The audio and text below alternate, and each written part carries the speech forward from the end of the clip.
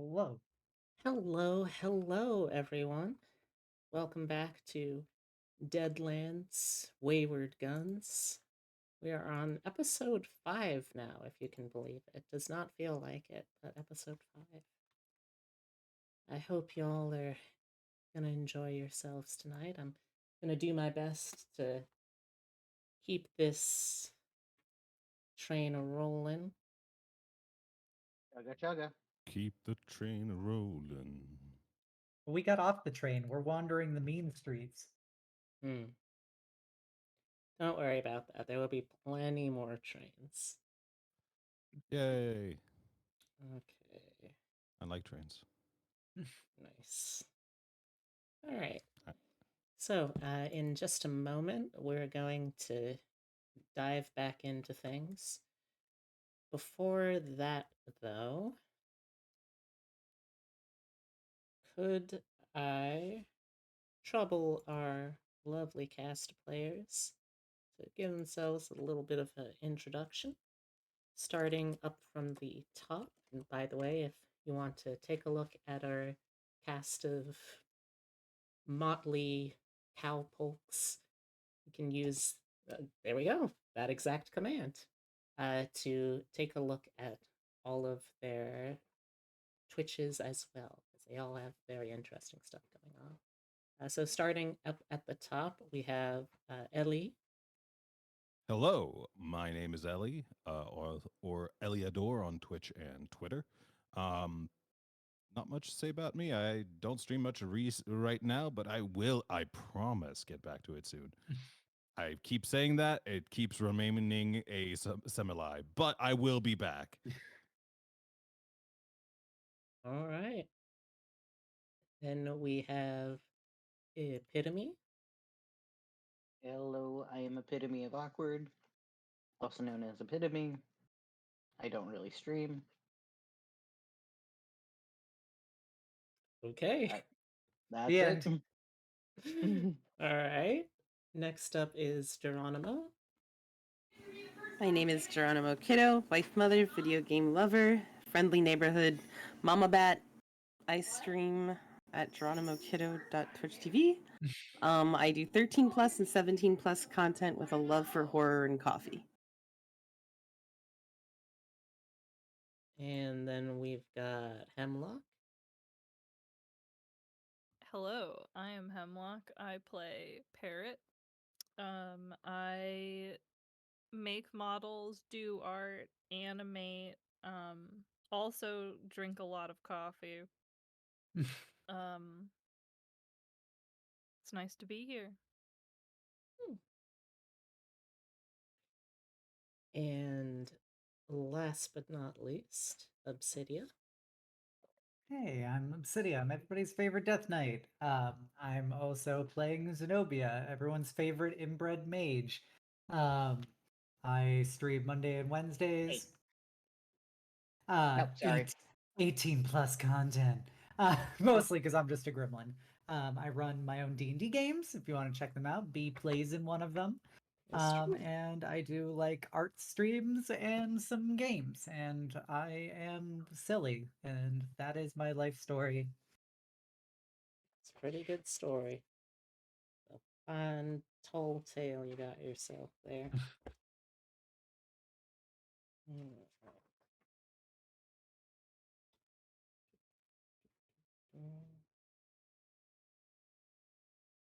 All right. So, with that, let's get right back into things. I think I think this is a clear-cut enough starting point that we can comfortably draw some fate chips for this. So I'm gonna Okay. quickly give 3 of these to everyone involved.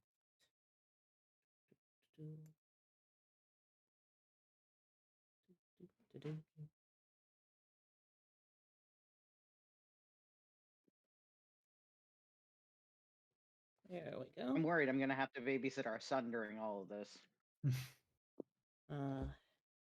Well, hopefully our beautiful cat son does not decide to be a menace tonight. At least no more a menace than everything else you'll have to deal with. All right.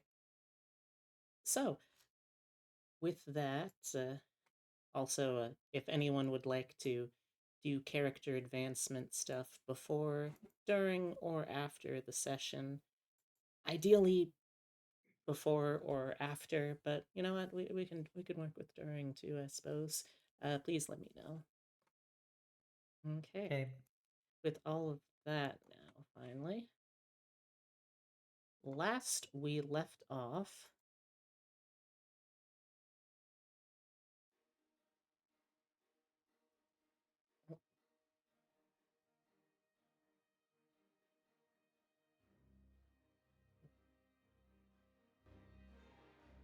There we go.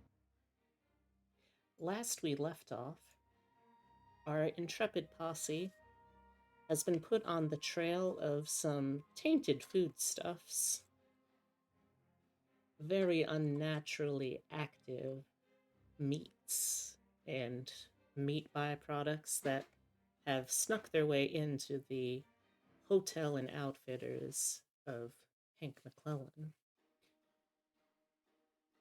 They narrowly avoided a innocent bystander, Victor Tim, from being dragged off to a uncertain but certainly unpleasant fate. And in the process, gained some more clues as to where these terrible barrels and crates of offal might be coming from. In fact, they got as far as a name, even.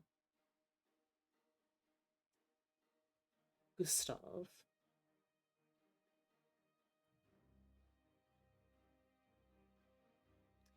Now, seems that he was let go from his... sorry, my mistake, not Gustav, Gerhardt. I'm always getting my G's mixed up. Gerhardt Lintan.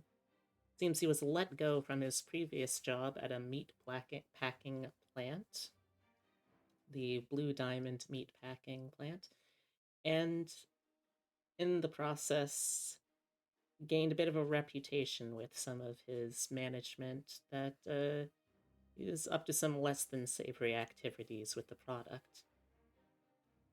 Last you heard, seems that he might have been seeking work elsewhere in the city, though.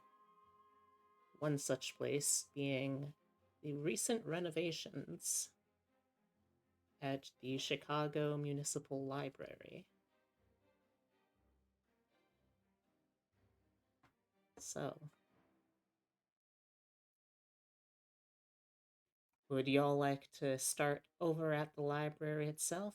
Or would you rather... I think we were at the meatpacking plant going to talk to the people who gave him the shifts. Jack Halloran, Tommy Jones, and Phil Scully.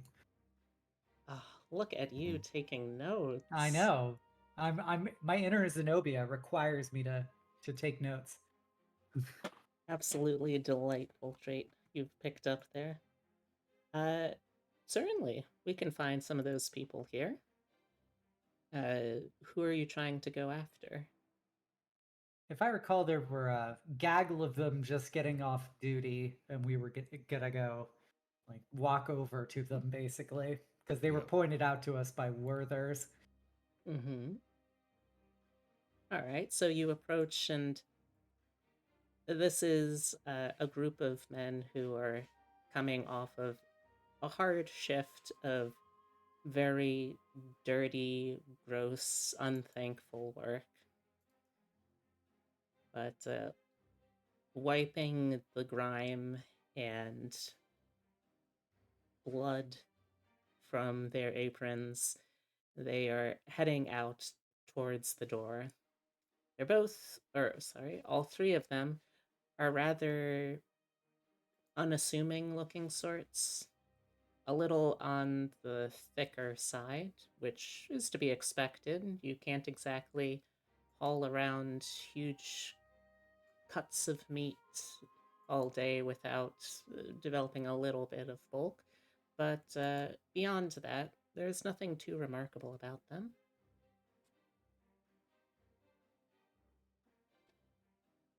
How would you approach?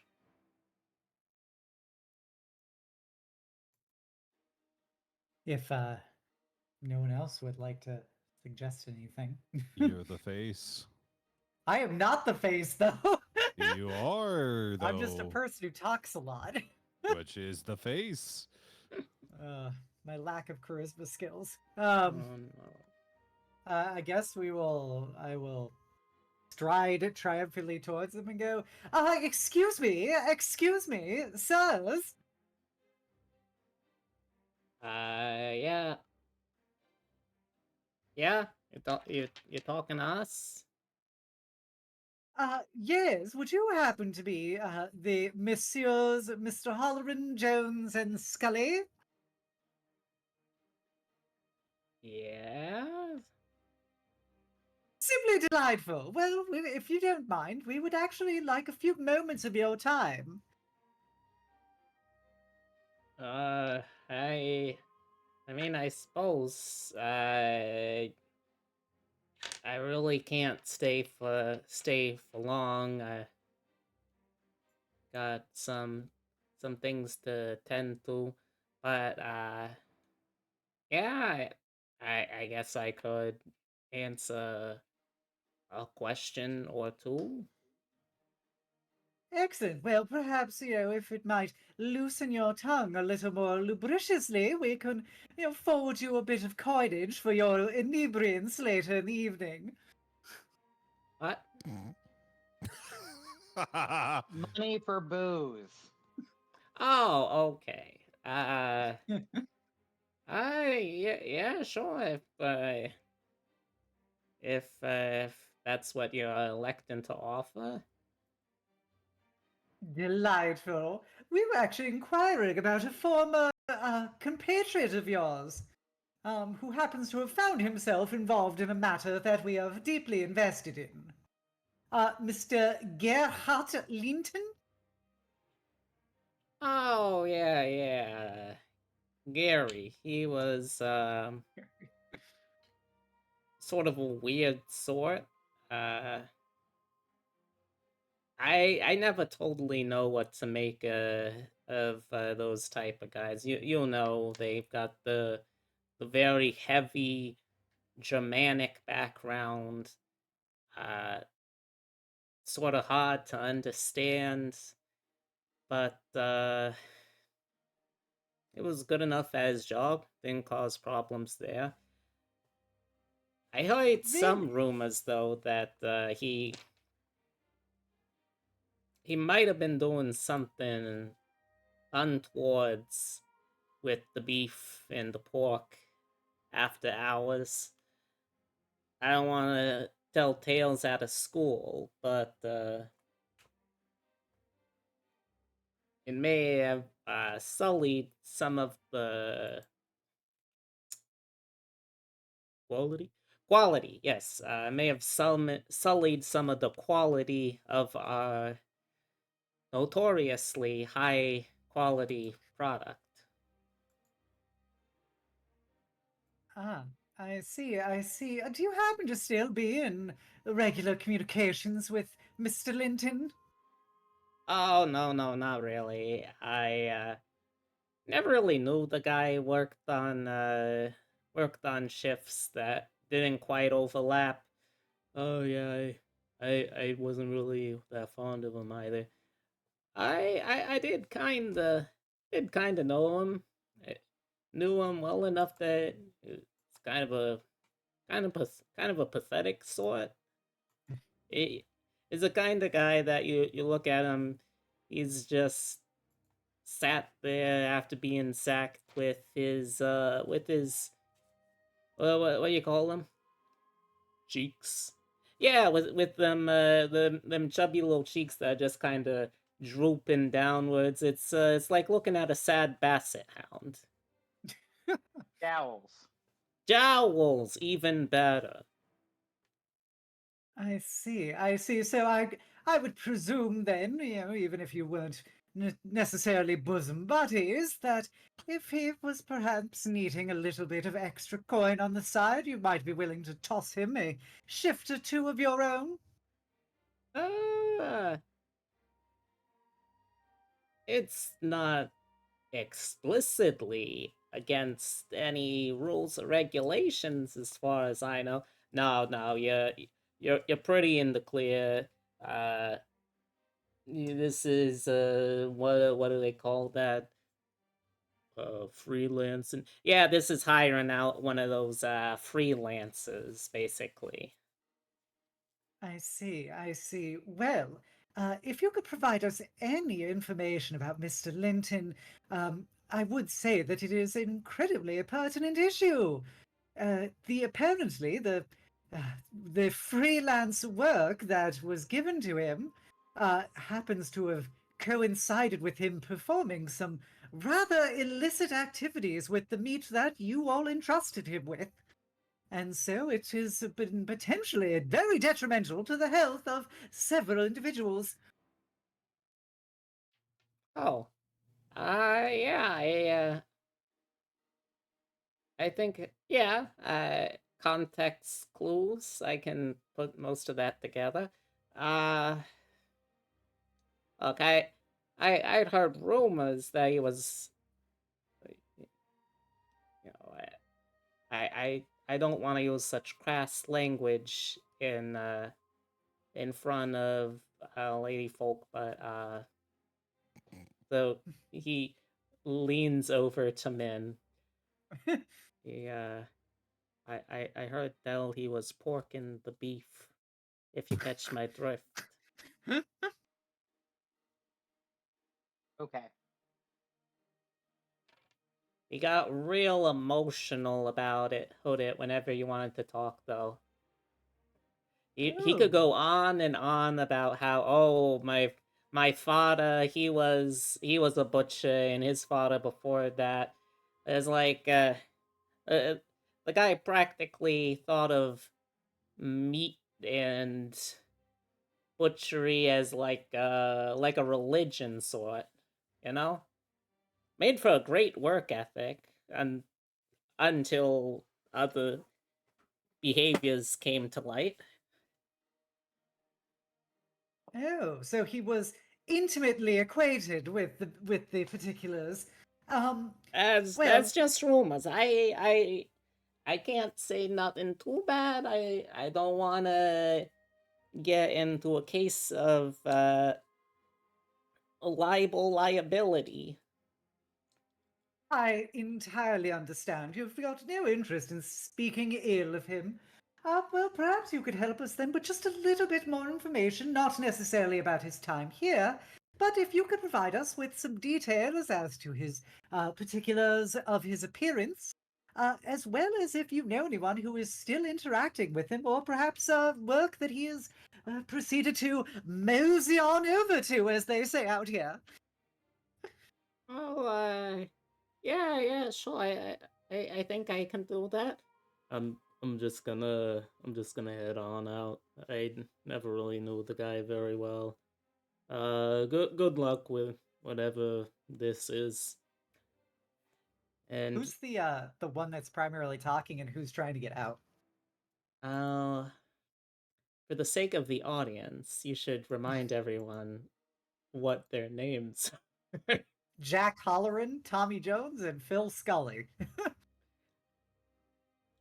I think this is probably a Tommy that's doing a lot of the talking. Can I scrutinize the guy leaving? Sure. All right. Ooh, 9. All right, I'll make a little roll here.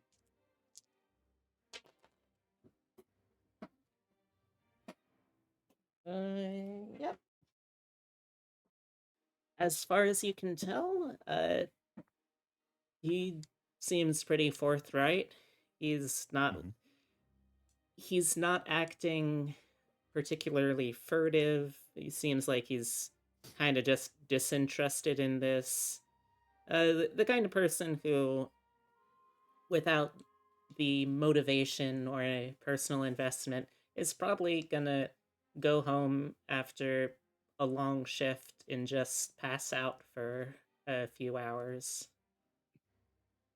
All right, yeah. All right.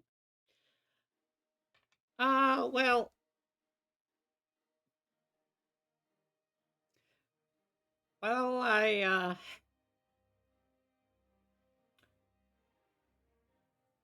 from when I did interact with Gary, sort of sort of a pudgier guy. Uh, he he ate a lot of meat. Big fan of his proteins. So tended to kind of show. He got a bit of a pouch, got a pretty hefty gut. Sort of balding, kind of like what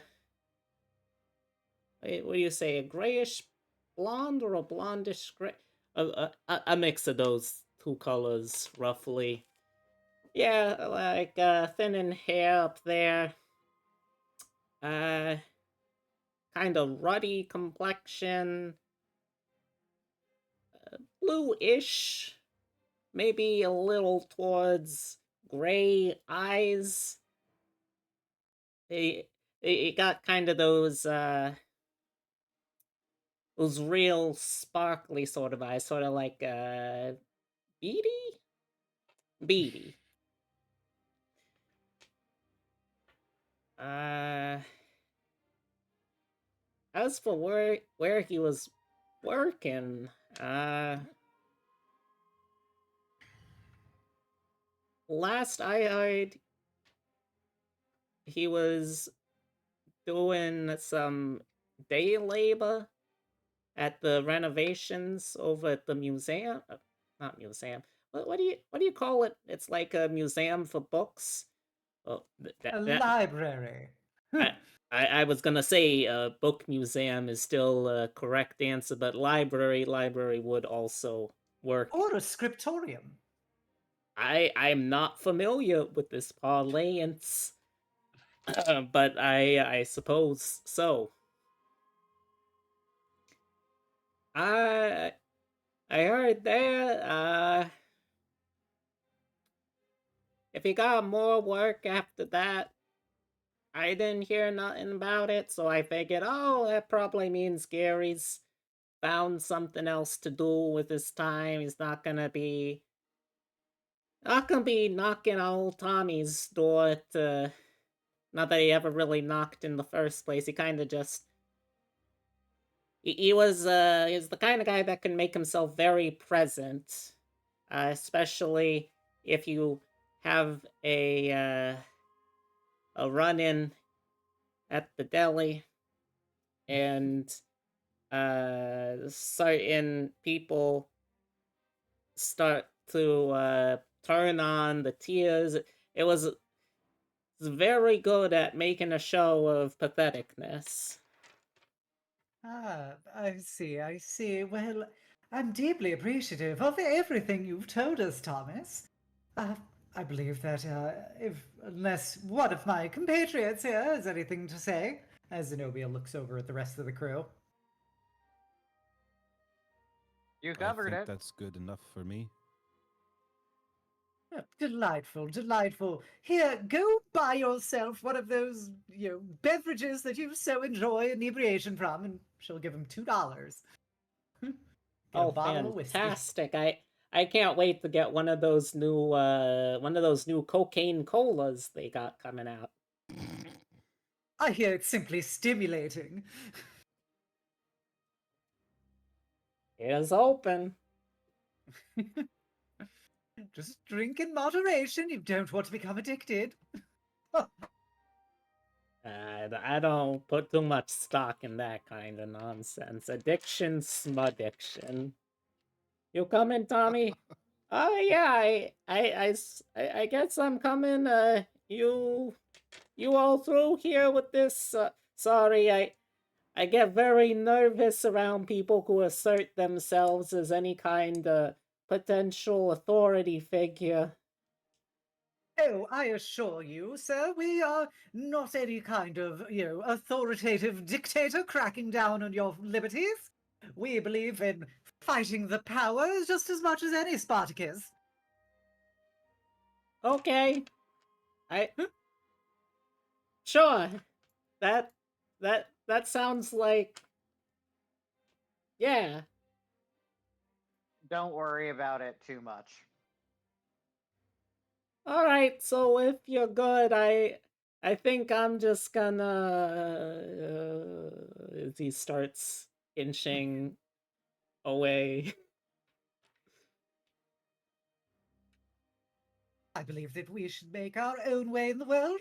As Xenobia will begin striding out of the meadery. Okay. The meadery. Rita the meadery maid. All right. So, where would you all like to go next? Well, the library seemed like a promising lead. If Yeah. you want, you're welcome to do anything else in the process if you like as well. Like, for instance, if there's anything you want to do as like a break in the action, let me know. Because As I of want right to be now, no. okay. Because I want to be able to enable people, say, I don't know, if they're trying to log in hours to progress or make any kind of progress on something. So that doesn't matter though. I would like to spend some time All right. trying to learn some magic. All right. I'm gonna say that if you want to continue doing that while also making progress, even without any cars yet, Chicago is still a very, very busy and trafficked city. I think that if you want, you can potentially hire a carriage to take you over there and read up in that. If you want, you can. Heck, I'd probably allow you to walk and read, although, oh, something silly would probably happen if that goes wrong. I'm fine getting a carriage to take it over so I can start reading, start learning my spell. All right. Out of character, what about Brigitta? I set up some people to do some research. It is Okay. I assume it would take a couple days. So she will most likely check in with the people she gave money to like in the next 2 days. All right. I'm just going to keep my eyes open at this point. Keeping my head down and eyes open. All right. I'm going to say, if you'd like, you are able to rent out a buggy for a day at a time for $1 a day. Otherwise, I'll say it's probably looking at like, let's go with 50 cents for the ride with the traffic being what it is. I'll pay the $1 a day. Yep. All right. Awesome. Thank Who's you. driving? Not it. Not it. Not it. Does anyone actually have a Teamster? I guess I'm that's missing my an eye. first If you want me question. to drive, I'm just gonna say the vision might be skewed on that. How much for a driver? Yeah. I assume the carriage came with a driver when Yeah. All right. Let's see wages. Abby can drive. that would I be don't trust crazy. the dog. I've seen crazier. Alright. Have you? So in another campaign, I have a dog with D12 intelligence. Oh. That is interesting. Okay. He has ranks in demolitions. Okay. Alright, so let's see. That would be about, let's call it $5 for a full day hiring a Teamster. Yeah, that's fine. Okay. So that is $5.50 total for the day, and Yep, I will fine. not require you all to make any rolls or narratively add any penalties for being late to something for travel. All right. Okay. That works for me. I'm Okay. gonna start reading. Give me an academia occult roll. That should be Yep. pretty good for you. A 10. That is enough. Yeah, It's a DC 9. you're definitely making progress here. You And found a very it- interesting passage on It will various. take 1 day. Nice. You find a very, very interesting and promising passage on a way to work a little bit of blood magic into a knife or other sharp implement, but in a way that won't just cause severe rust. That was a big problem, it seems, for a lot of earlier blood mages. You want to put blood magic on your knife, but it just corrodes the dang thing. Wonderful. I'm taking studious notes. All right. Can I watch over Zenobia's shoulder? Is that something that Xenobia would knowingly allow? I would try to not have people do that if they really look at it. At the end of the day, it's just Welsh gibberish. But Zenobia would be reading her book, but like not so that people could just creep over her shoulder. So I'm gonna say you would need to roll a sneak and roll contested by Zenobia's Yeah. cognition. It's not like I can read it anyways. Yeah, but there's still other potential side effects. Okay, give me one moment to pull up the right thing. There we It'd go. be especially wonderful from the person who doesn't like to believe in supernatural stuff. Oh, it's not that I don't believe in supernatural stuff. It's that she's a bit more level-headed.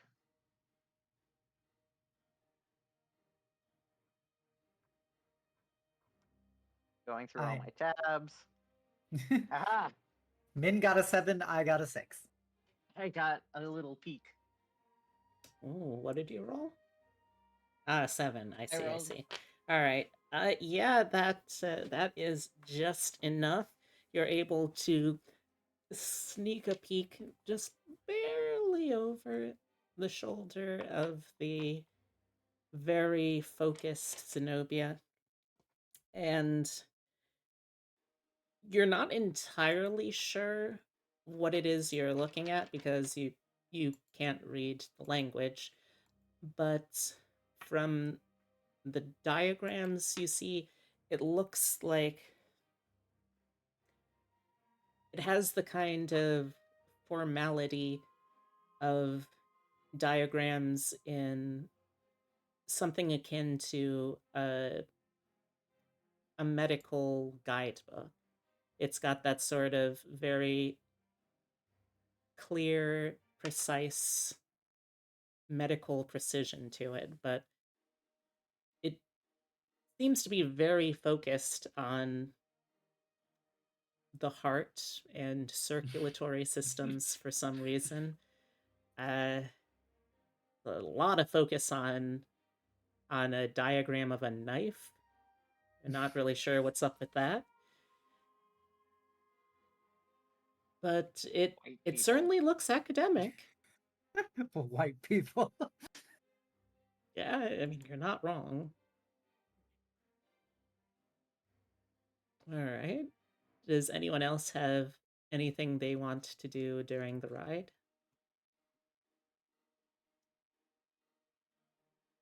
Once, twice, 3 times. I'm we're gonna good. send you a DMB Ooh. because I'm not. Ooh. It's a top secret.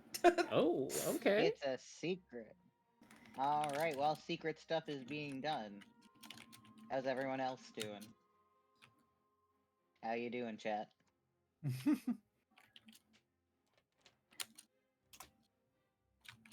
We got the priest, Mm.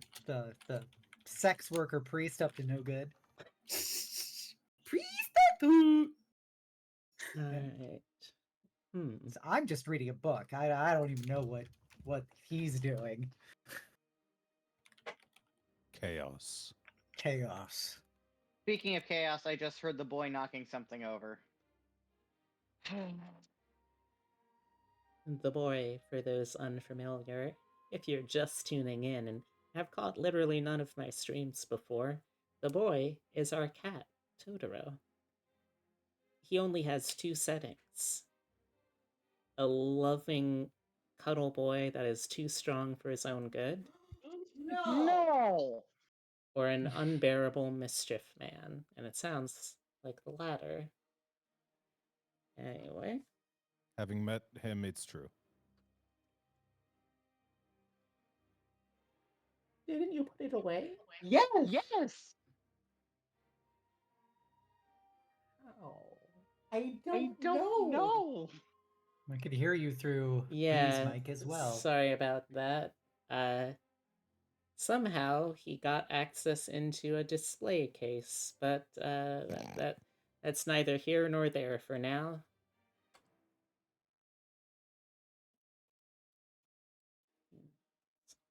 Just answering a question real quick.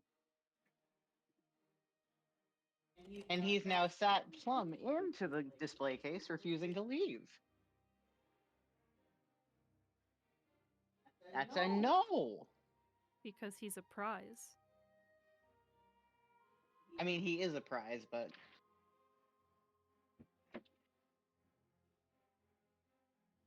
also made me very mad.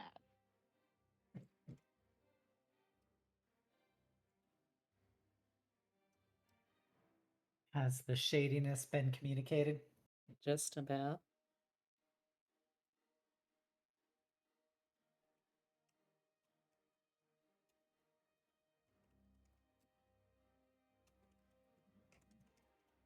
All right, there we go. So, if you did bring those things,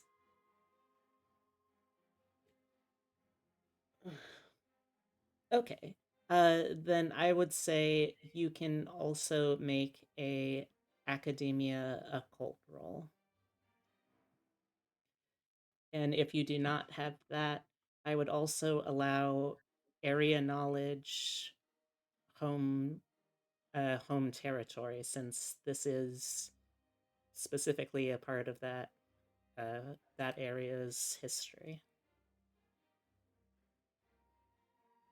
And if nothing comes of this, then you're also Where do I find a home territory? yes.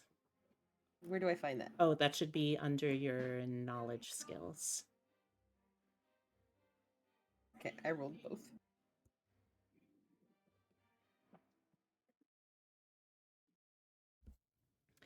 All right.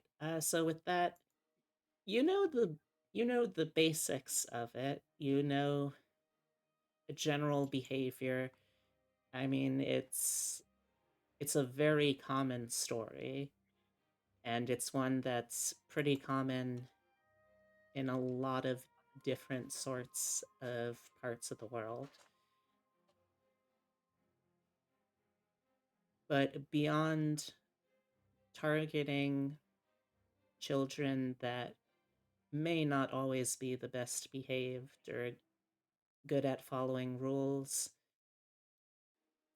you're not super sure how much you really know about the thing in question.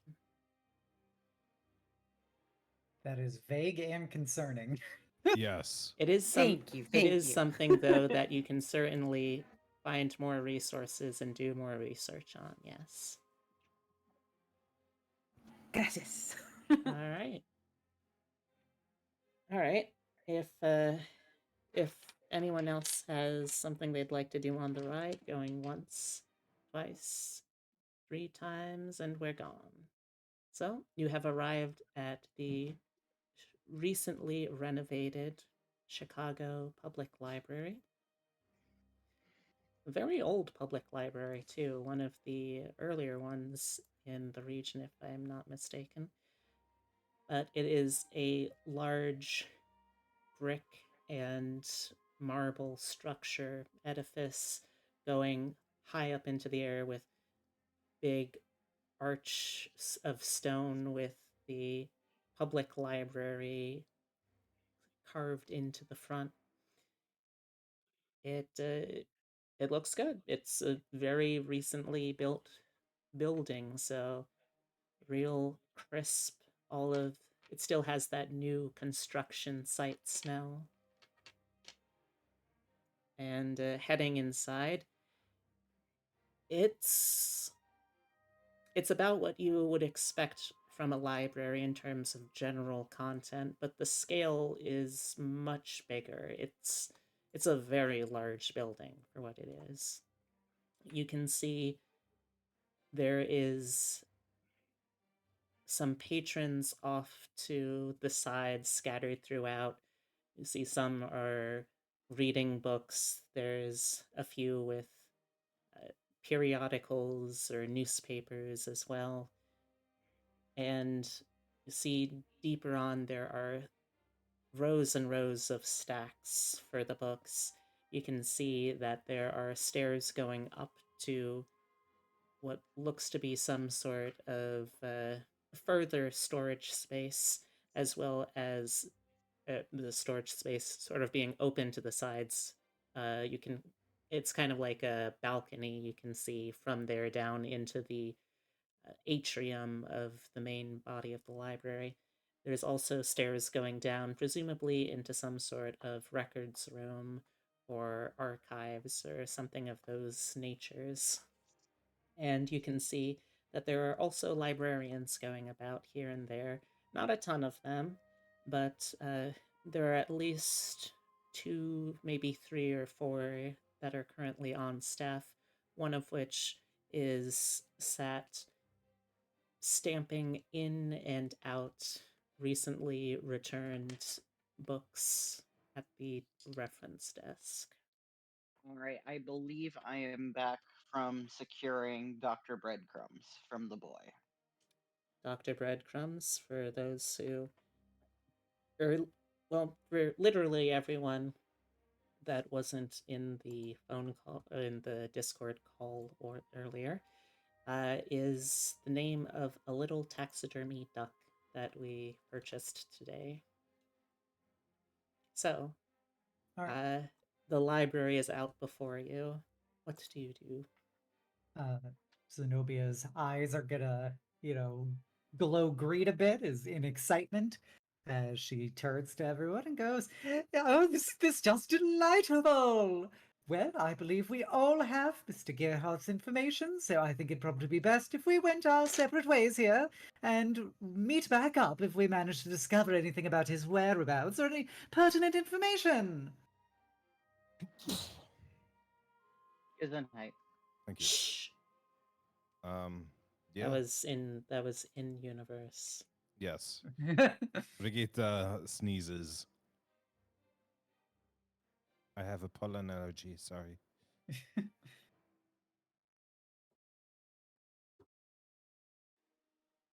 All right. All right then, and she's just gonna clap and go head off, Okay. striding away. Does anyone else wish to split up at this point? I mean, I'll try to find my way, find something Okay. interesting. As much as I'm going to Parrot- follow Brigitta. Okay. Which Doesn't- department of the library are people heading in? Like, The sections. I think the idea would be everyone's going to different ones. Yeah. I'd say that regardless of what section you go to, you're going to be able to find something that would be interesting or useful. And uh, since this is still a relatively recently renovated building, they still would have enough of the attention of the general public to actually staff a library, which I know a well-staffed library is probably the greatest fantasy I will have possibly created in this story.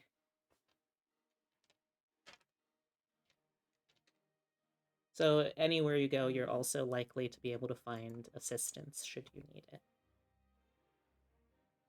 You know what? I think I'm going to go closer to the back rooms. Mm-hmm. Where sorting books may happen rather than the highfalutin bullshit out here. Okay. Hemlock was trying to say things at various points. Sorry. Is there any work still being done, or is the renovation over? Good question. Let's see.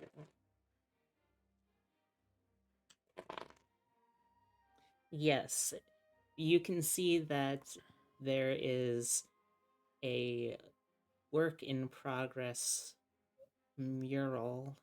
It looks to be sort of a map of the city from a theoretical bird's eye view that's being painted onto a wall off to the side.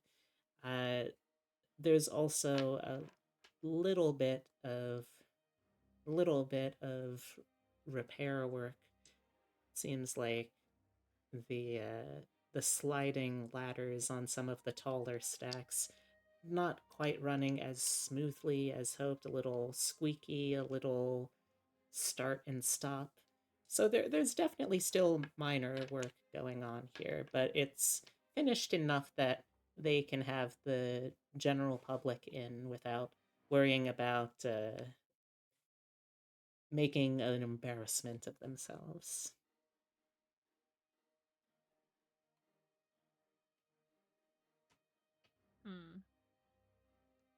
So he's probably not currently here.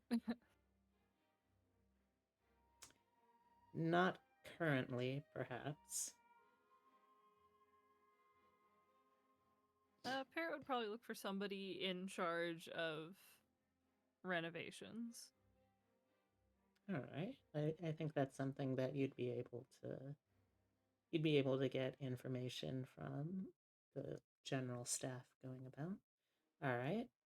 Does anyone else have specific things that they'd like to focus on? Alternatively, you're also welcome to try to pair up with any of the other people who have their own itineraries. If they are willing to share what it is that they're doing, of course, you're welcome to try to assist with whatever that might be. Real quick, where did Xenobia go?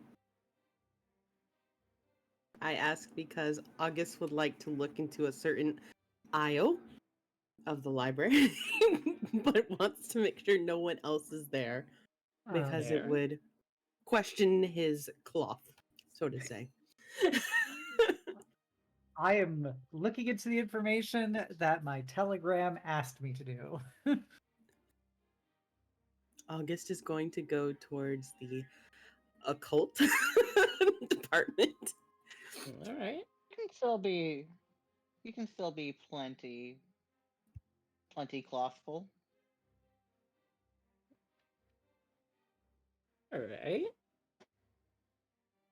I'm going to find someone who works here and describe the person we're looking for to them, and see uh, if they've seen them recently. Name. All right.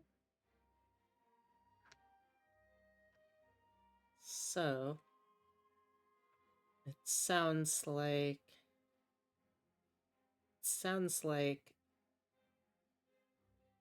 Min and Brigitta are sort of after the same focal point here. Yep.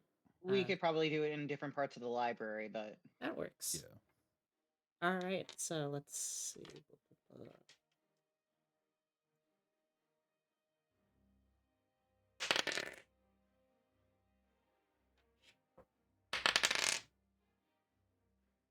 All right, we will start off following along. Sorry, we'll start off following along Parrot. So, Parrot, you said that you were trying to find someone to ask about the employees and workers here. Yeah. All right. You're able to find someone fairly quickly. It is a put together, if a little stuffy shirt looking older man who peers down at you through half spectacles. Yes, and how can I help you today, miss? Out of character, what was the nasty man's name again? Gerhardt Wyndham. Okay. I like that he's just nasty, man. Look, I it's mean, just a rumor he's- at this point still. He's literally the reason the FDA is created in this universe. Hey, I mean, look. The concrete jungle still still a book. It's just the jungle. It's not the concrete Oh, jungle. yeah. Alright, well, I guess I have to scrap this recording now. I sound like a fool. Anyway. I'm looking for someone who was involved in the renovations. I'm afraid that our contract positions are already filled and by and large have been completed as well. So if you're looking for work, I'm afraid that we can't really provide very much outside of perhaps employment within the library itself. Nah, you listen to like the first half of my sentence only. Mm. I'm looking for a man that worked here. Oh, yes. All right. Well, I believe in the back offices over there, he says, pointing a withered finger towards the back offices of the library. I believe that Dennis Holtman, director of finances and employees, would have that on file. I can see if. Please. Oh, you're leaving. Oh, all right. I was. It's giving a thumbs up and walking away. All right. Have a nice day, young lady. You do. Okay. So I think that actually rolls nicely into the next scene, which we'll say also includes Min and Brigitta, since you said that you were both going to, or you were looking at different parts, right? Did either of you say Yes. that you were headed to that part of the library? Min did. Okay. So yeah, Min is here as well as Parrot arrives. The back of the library, it's not as pretty as the front. There's not as much decorative woodwork or nice finished varnished surfaces, but there is still an awful lot of activity.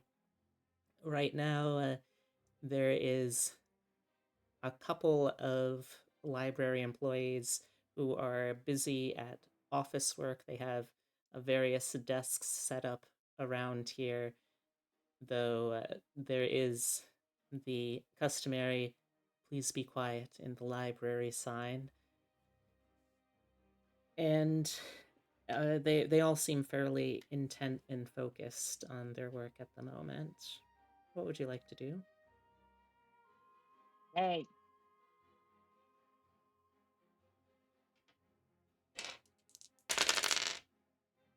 Sounds like Min is occupied with your cat. No, I said hey. Can I be heard? One of them pauses to look up for a brief second and then continues working.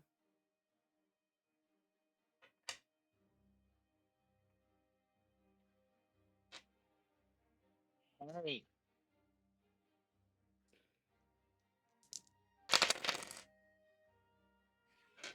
A different employee looks up and looks around, realizing, oh, you're trying to talk with someone, and tries to come over before you're able to speak again and louder at this point.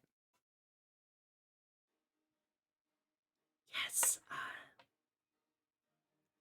is there something that I can help you with? I'm looking for a person.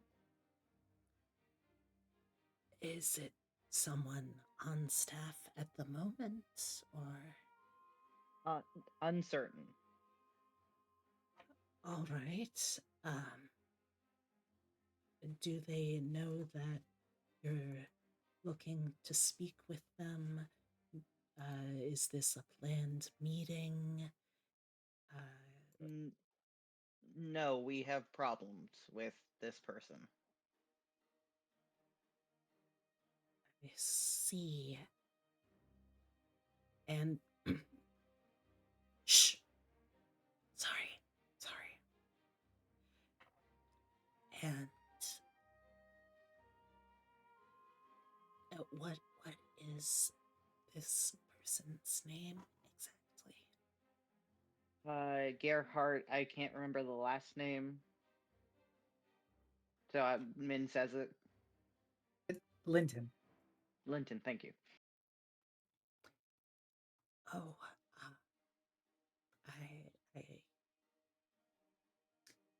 not really in charge of that, but the woman you're speaking to looks back over her shoulder at several other even more intently focused and severe looking librarians. I shouldn't try and interrupt them. I can probably just take care of this.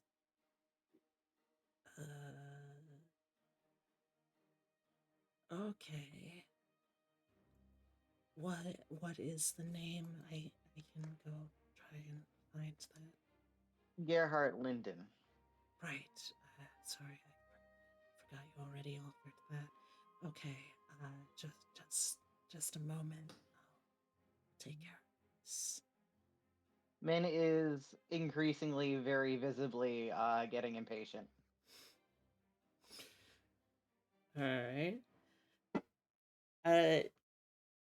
You are more than welcome to be upset.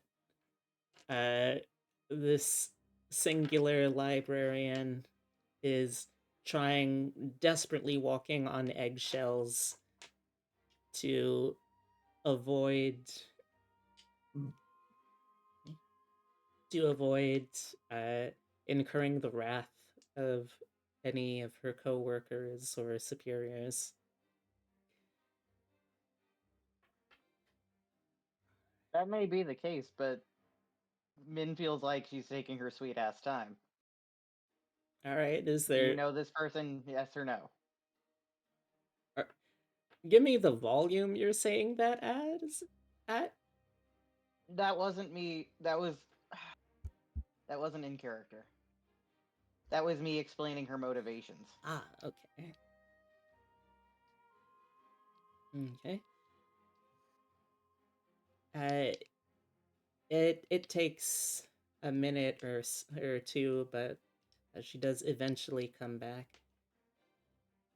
All right, I think I found. I think I found the person in question. One Gary Lindum. Yes, he was a contractor briefly here. Looks like, according to my records, not my records, that doesn't matter. According to the records, he did some minor carpentry, general shelf and stack construction, and also helped to bring in and unpack some of the library's stock from the storage for its previous move. So, yes, it looks like primarily he was just hired here for the unpacking and moving portion of our renovation. Do you have where he is now?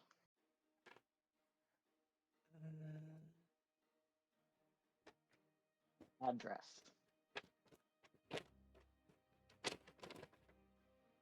No, I'm afraid not. It looks like he was paid with a stipend that was just a flat payment rate. I don't really see any forwarding address or contact information here.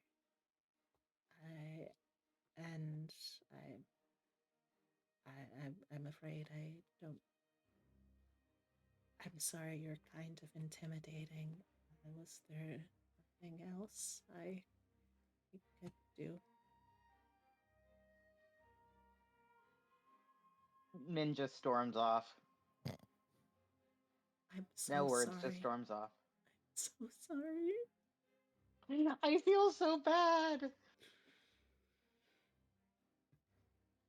All right, so we have now successfully we've now successfully made another librarian tear up. Make the entire library cry. Let's go. Speedrun challenge.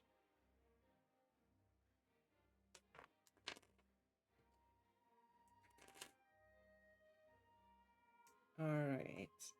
So, August, how obvious are you with trying to follow Xenobia to that section, or are you trying to get there through a different route?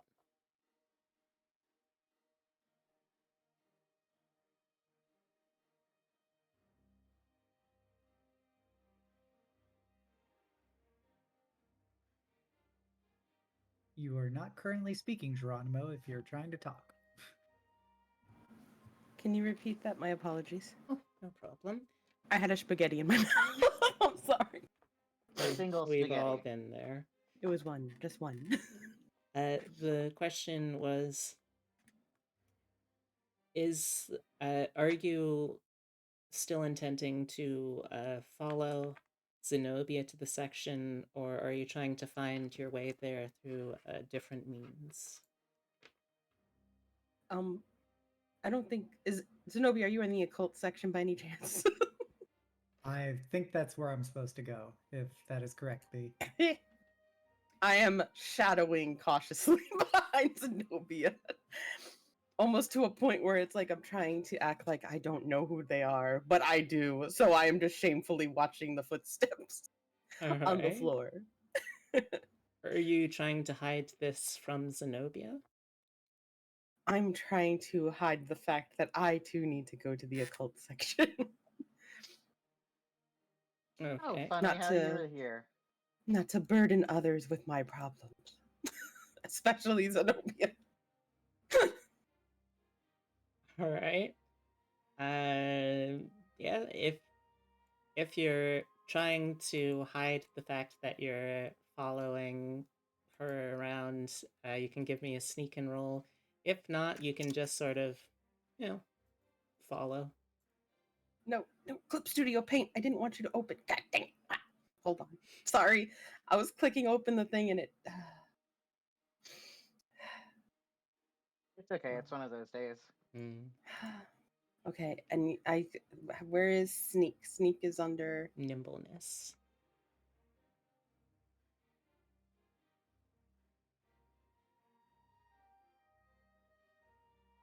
That's pretty good. Zenobia, if you want, you can roll cognition to try and notice this. You're surprisingly sneaky with your peg leg.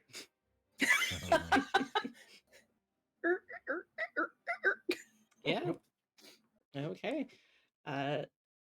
Whether you're being particularly stealthy, which you are, or Zenobia is simply lost in a sense of lust for knowledge, which she also is, you go unnoticed as you follow her into the section. I would say with that difference, you could even potentially stay in that area without immediately being noticed if you avoid drawing attention to yourself. All right.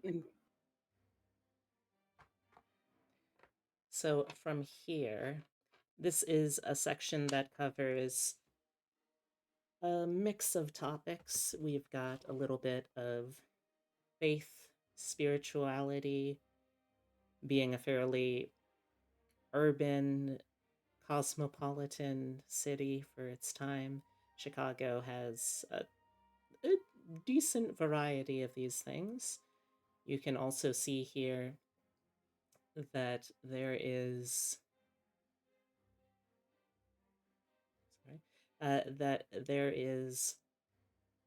a larger than expected section on matters of folklore and the occult.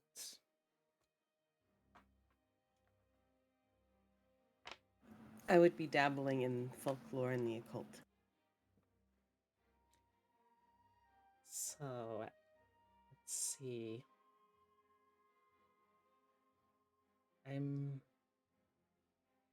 going to say that you're probably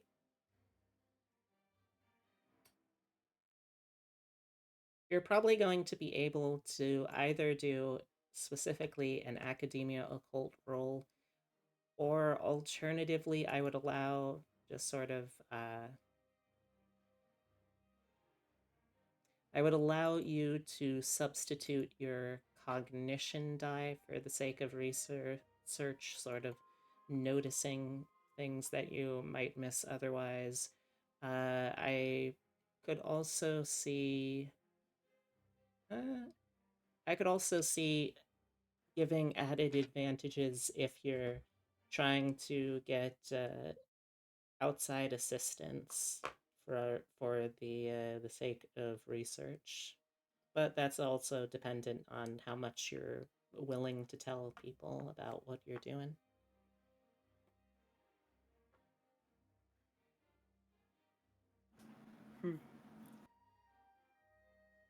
I'm trying just to keep it low as possible So, would I roll cognition or Yeah, knowledge? I think you could roll.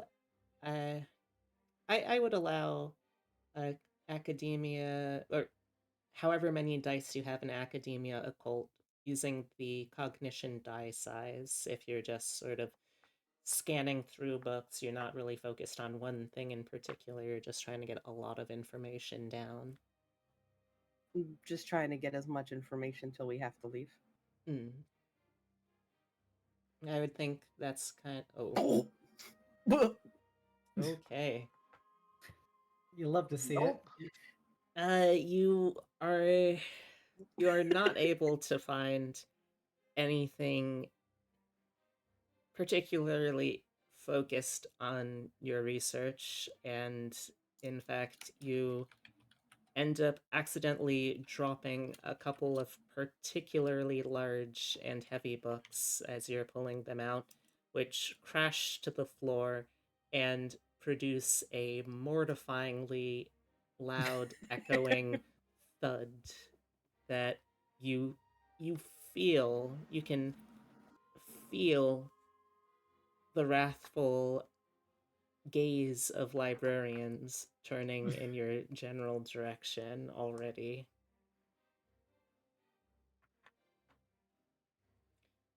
So that is what you're able to get on a cursory roll.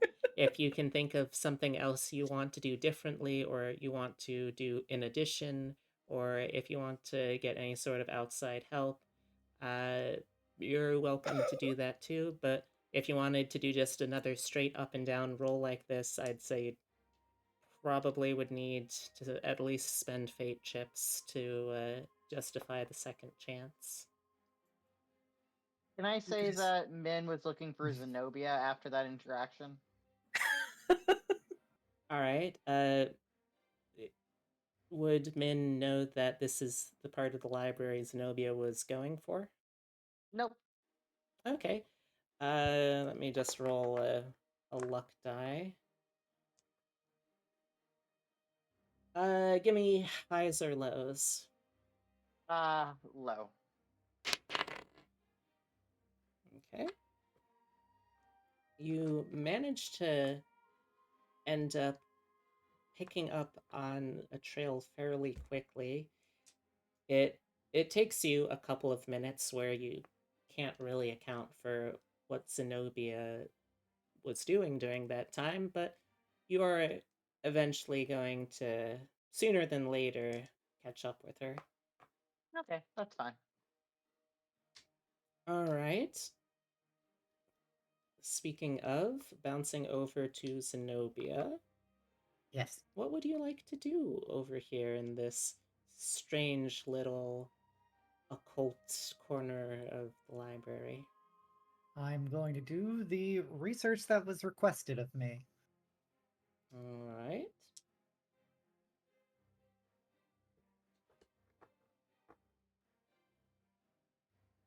All right. Well, if you're looking for a particular volume of something, if there's a particular topic, or if you're just using... You didn't give me anything more than hunting for lore and resources at earliest convenience. So Fair. I don't really know what I'm supposed to be looking into specifically. Fair. Let's see. Highs or lows? Hi. Okay. There is the sound of a clearing throat beside you. Mhm. You see a spindly little fuck of a man stood there. He has the jittery sort of look of someone who has seen too much, or who is just starting to discover the wonders of caffeine mixed with just a little bit of cocaine. The best part of waking up. Cocaine in your cup. I am terribly sorry to impose, madam, but Is there perchance something that I could assist you with? It's very rare that we get patrons interested in my particular neck of the woods, as they would say.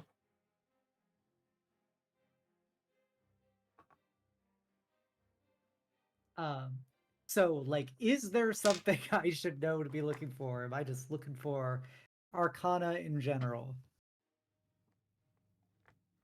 Let's see. I think I that know that like I'm supposed to be looking for the knife, like aside from this, but um I think the resources are, well, it's a library, so you could, I suppose, steal from it if you were a complete monster. Uh, but outside of that, I think part of this is going to be trying to make contact to secure more open exchanges of information between Gotcha. interested parties. Pleasure to meet you, sir. And what is your name? Oh, yes, I do apologize. I am Eustace Boggs. Eustace what? Boggs. Boggs? Yes, Boggs. Pleasure to meet you, Mr. Boggs. I'm Xenobia Whatley.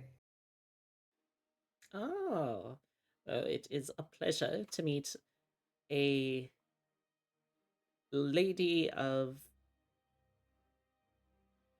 high society, I can only assume from your general candor that you carry yourself with. Been educated amongst some of the finest institutions available, and however, it has done nothing more than simply rouse my thirst for knowledge. Well, I never. And what perchance could I do for you here? I find the pursuit of knowledge through that metaphorical wood to be rather fraught with peril if you don't quite know what you're after. It's very easy to get stuck amidst thorns. And running around in a circle, of course. Always Rather. chasing your own tail. Quite so, quite so. Well, I happen to find myself more intrigued about the particular esoterica that you find only in the lofty halls of, I would think, this vaunted Americana. I should certainly hope so. If not, then I am doing quite a poor and slipshod effort in my endeavors, public and private. Also, can I get a quick cognition roll from August, since you are still like fully potentially within earshot of all of this, since neither of them really register that you are here? I mean, how loudly does Zenobia talk when she is having a private conversation with no one presumably in earshot?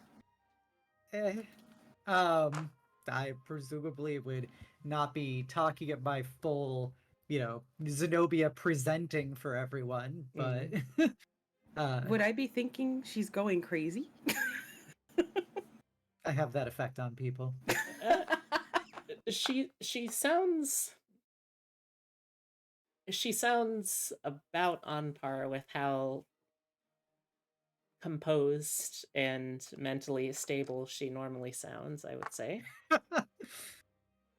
That's a metric. You have to grade on a scale curve.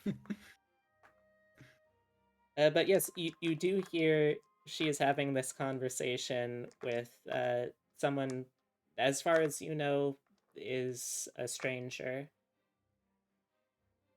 And yeah, I mean, both of them are very verbose, very talkative, and I feel like this is a little bit of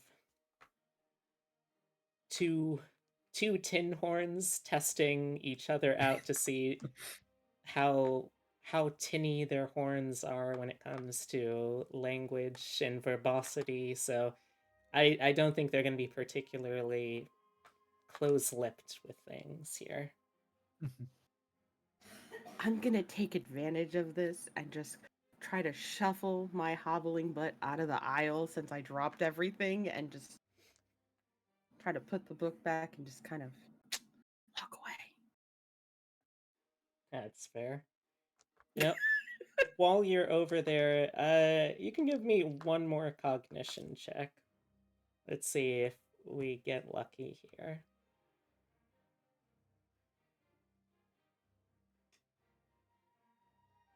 Could be worse. Yeah.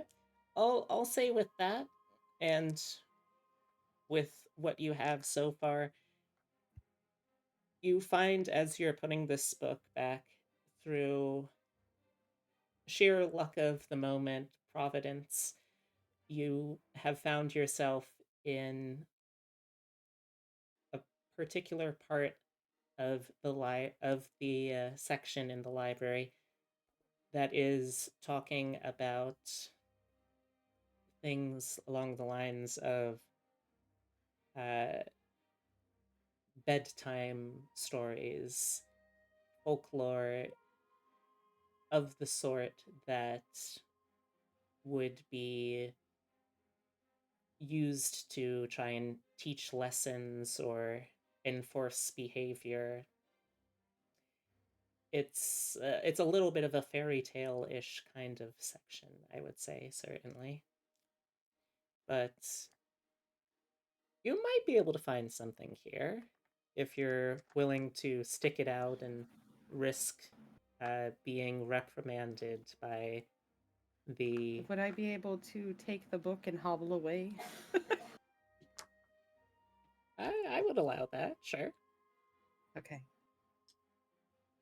You very surreptitiously slide one book back in as you slide another book out and start shimming your way down to the end of the aisle. Are you going further away from the conversation or closer to it? I'm just taking this golden ticket of a book that I found and wiggling away. Quitting while you're ahead. Yep. Fair. All right. Let's see. Yeah, let's try and resolve this this scene first, and then then we'll catch up with Brigitta. Yes. So, uh, well, Miss Whatley, I can assure you that we have a fair amount of lore and documented history here, but well, you come at a rather fortuitous time for my organization. There, during the renovation, seems to have been someone with slightly syrupy, sticky fingers that had been working here, and a couple of our unlisted items in the collection are not quite accounted for. I was wondering if you, perchance, might be able to look into a few of them on behalf of myself and my covert colleague within the staff. Oh, I see. I see. So, of course, I, as a wayward traveler on this journey of elevation and enlightenment, find this across my wayward path, well, of course I would be graciously willing to expand this metropolitan library of Alexandria. Of course, I would expect that the the doors of this palace of information would be left unbarred for future inquiries when I find myself craving the written word. Oh yes, certainly. I think that the relationship between the library here and the many very valued patrons that help make our collection what it is would be a boon to all, a real water raising the tide of all ships, to misappropriate a term. Oh. Well, then, I would assume that if the tide were to take us all into new levels of elevation, it would be best to make sure that the gods do not cast us to wayward islands on our journeys home. Oh, of course not. I wouldn't dream to dean. Sorry, to deign allowing such a travesty and miscarriage of fate and fortune to befall such a helpful compatriot in our mutual search for knowledge of the known and perhaps not so known. Quite. Provide me the information that you have available, and I shall look as deeply into it as I would any endeavor that has piqued my fancy. Yes, well, the particular department of our missing items was with my colleague, both in official and more covert terms. It is a Miss Mary Ironstacks. Who can find her in her workplace. She has chosen to take up seat in her office downstairs in the records and archives department.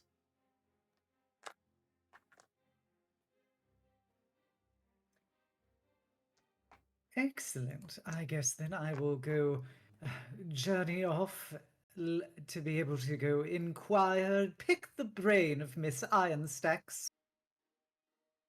Yes, quite. I look forwards to our mutually beneficial relations. Quite. She does her big predatory smile and reflective eyes. All right. So, Brigitta, what have you been up to all this whole time?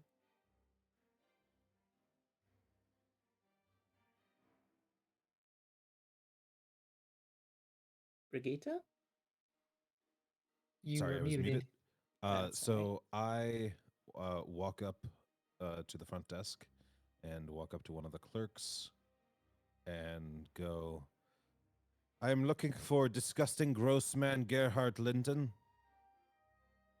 You hear a couple of harsh shh before one particularly bedraggled A library clerk approaches you. Yes. How can I help you, ma'am? I'm relatively new here. I'm afraid I don't know. Gerard Linda on our staff. Do you know his department or? No.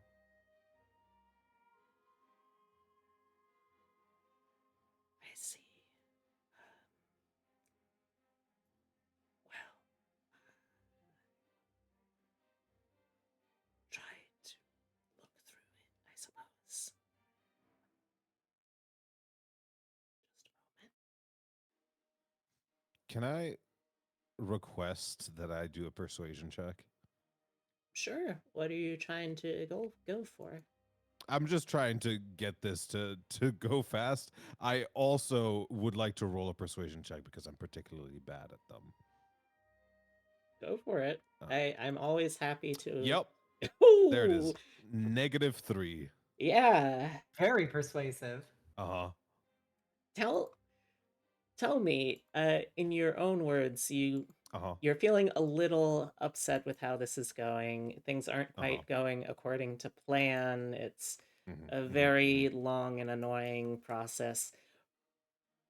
Brigitta opens her mouth, and what does a -3 on her persuasion check sound like?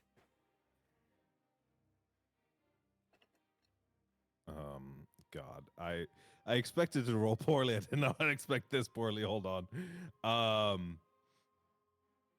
I think it would be a very audible and constant loud sighing and like clearing of the throat and be like particularly obnoxious, not really considering the fact that she's in a library, completely oblivious to the fact that this is like actually just annoying.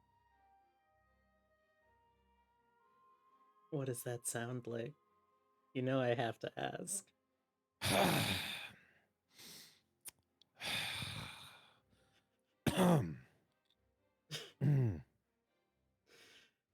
Excellent. And it just goes on like that for like the entire time. Excellent. We are both terrible at this. Uh-huh. Oh yeah. So, you see a couple of the other librarians sort of look up and give you sharp, withering looks, but I just glare back. and I think at a point the acoustics in this library have to carry in such a way that you start seeing you would start seeing if you were looking elsewhere other parts of the library, other patrons, like dozens of feet away, somehow are still hearing this, still looking up with annoyance, and eventually you're tapped on the shoulder by a particularly brusque looking librarian, big cup of coffee in her hand. Miss, if you're going to cause problems, please do so where you're not bothering the other patrons. You're welcome to use the archives, soundproofed as they are, if you're in such desperate need of venting frustration. What's your name? My name is Mary Ironstacks. I pull out a little notebook. I'm going to write it down. And what's that? And I'll close it. I'm going to come for you. And I leave. Okay. I go try to find the others. That's menacing. Okay, so as you head out, does anyone want to approach the fuming Brigitta as she's stomping her way out of the library right now? Not out, Oh. deeper in. Oh, deeper in. All right. Yes. Oh lord. Are you staying on the same floor? Are you going up, going down? I'm just looking for the others. Okay. Yeah. Yeah, I don't think anyone's trying to actively hide from you. So let's go with... Yes, you end up running into Xenobia first. She's leaving a sort of obscure, by the architecture, obscured part of the library. You have to kind of take a couple of awkward turns and twists to get into this section, but you see her coming out of that. There's another very jittery, wiry looking man as well. It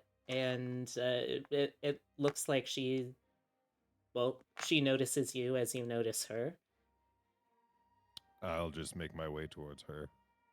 Still looking very angry. Have I found her yet? You're looking for Xenobia still? All roads Well- lead to Xenobia. You said that I eventually would end up in the correct spot with my with the chance roll. Yeah, I think if not now, when would be a better time? I think this is a time that people, anyone who would like to, is welcome to reconvene here. They're no help. They're the worst. I'm sure that can't be the case. They've seemed quite helpful in all of my inquiries. He said he knows the person, found the person, no way to contact him. I see. All right. Who was it you were speaking with? He points back into the back rooms. Oh, right. Do you have anything more specific, or just he said and she said and he said once more? I can bring you to him. I somehow feel like perhaps me inquiring without you present would perhaps improve their morale. He glares. Does your friend know? And she points. At the spindly guy? Yep. Oh, I'm sure yes. he doesn't deal with those kind of No. matters. I'm terribly sorry. What was it you were inquiring about? Oh, well, if you excuse me, Mr. Boggs, some of my associates were looking into the employ of one of the workers who had been a part of the restoration, who has found himself in our particular pursuits. Oh, yes, I didn't work quite so closely with that particular area, but the primary purpose of the interior renovations was to restore the library from its water damage while expanding the upward wing. I believe that, well, fortuitous as it is, that my colleague, Miss Ironstacks, would have also been under more direct supervision of the workers and laborers in the lower level. Oh, how delightful! Well, then, see, apparently, as it's just what it is coming down to, you just have to know how to ask the question. Thank you, Mr. Boggs. You've been most helpful, and I'm deeply appreciative of you and your citadel of law.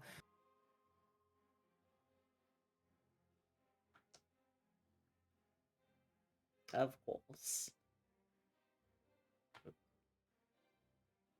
Well, have any of you talked to this Miss Ironstacks? No. That's a lie. Oh, did I? That Yeah, was that was literally with the person coffee. you were just talking to. Sorry. Who you Oh. wrote down their name, no less. Yeah. I did. Oh, that's a great mental image, though. Like you are stood there, you have the notepad still open. No, I've never met the woman before. That's just me being inattentive.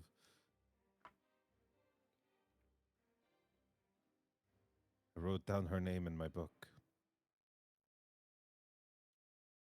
Well, if you've already spoken to her, what did she say?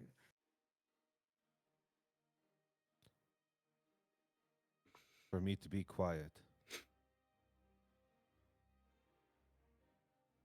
I see. I take it you didn't exactly probe deeply in dulcet tones for her. No. You talk to her. You like talking. Oh, I assure you, my dear little Min, I enjoy looking for the secrets that remain extracted more than anything else. Min grabs her by the shirt sleeve and starts pulling her to where Brigitta came from. Unhand me, you pint-sized brute! Talk to her. At this point, I- she has fully returned to the archives with her coffee. I will try and shoo Min off of me as I know where I am going!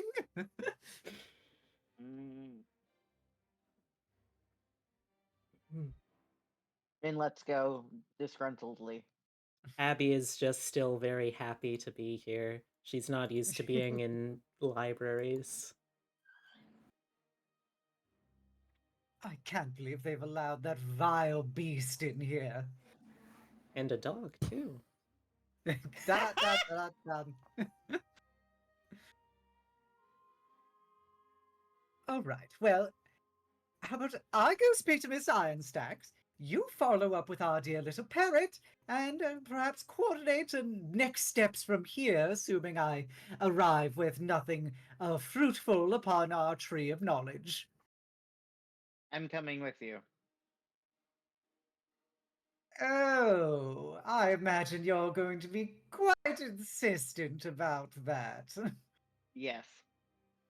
By the way, Parrot can be, like, fully here at the moment if you'd like.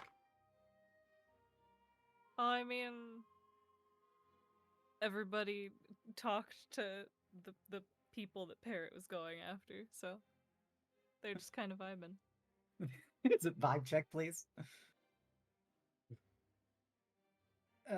Well, if I go speak to her and you insist on making yourself present, at least have the common decency to not speak unless you are spoken to.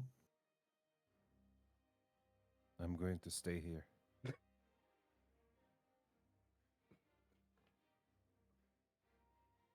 All right, excellent, Brigitta. I hope that you can be able to find anything additional along that may assist in our pursuits outside of Miss Ironstacks.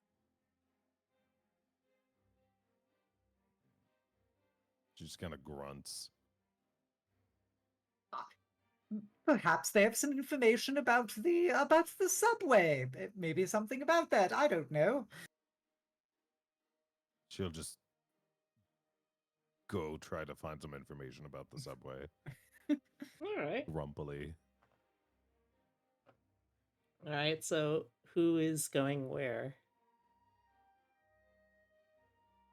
I heard that Min and Xenobia were going downstairs. It sounds like Brigitta is just staying up here. Oh, and August, I assume, is taking a look at the book he found. Yes. Alright. And Parrot, where would you like to go? Parrot will follow downstairs. Okay. All right, let's see.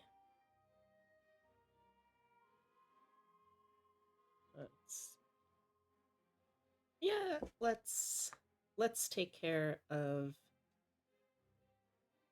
Let's save the book till a little later. I think can do some stuff with that. So let's first follow. Yep, let's follow downstairs. So heading down beneath the top floor, you can see that this floor of the library does have electrical lighting in. It's not particularly grand lighting, given what's available at the time, but it's there and it's more reliable than mad science lighting, certainly, and safer with all of the books than candle or gaslight. It is a small labyrinth down here of metal and wood paneled archive drawers as far as the eye can see, up until the wall, because that is usually how buildings work. There's walls and limits. But you can see off to one side there is a desk stacked with papers, books, and records. And you can also see, sat at that desk is a woman who is trying to work through the distraction of the unfortunately still present smell of mildew from water damage. She is a woman, probably mid to late 30s. She's dressed fairly formally in stiff, not particularly fitted suit and skirt. She has notably sort of a mixed appearance, I would say. She's certainly paler than the average Native American that you've seen, but after a passing glance, there's still a distinctness to her profile and the prominence of the braids she wears hung over her shoulders that definitely speak to, at the very least, mixed heritage there.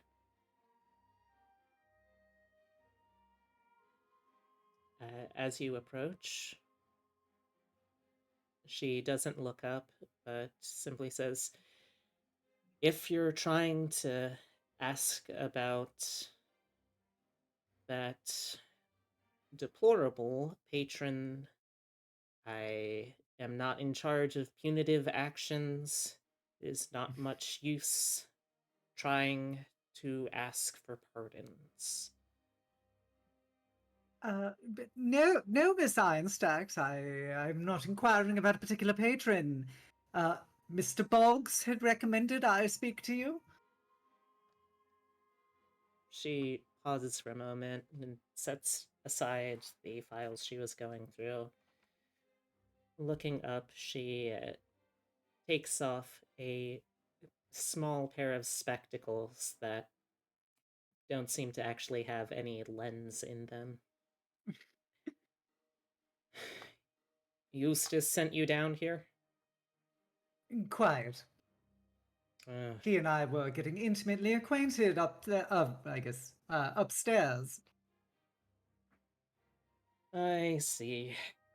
It's always like him to send a little extra work down here.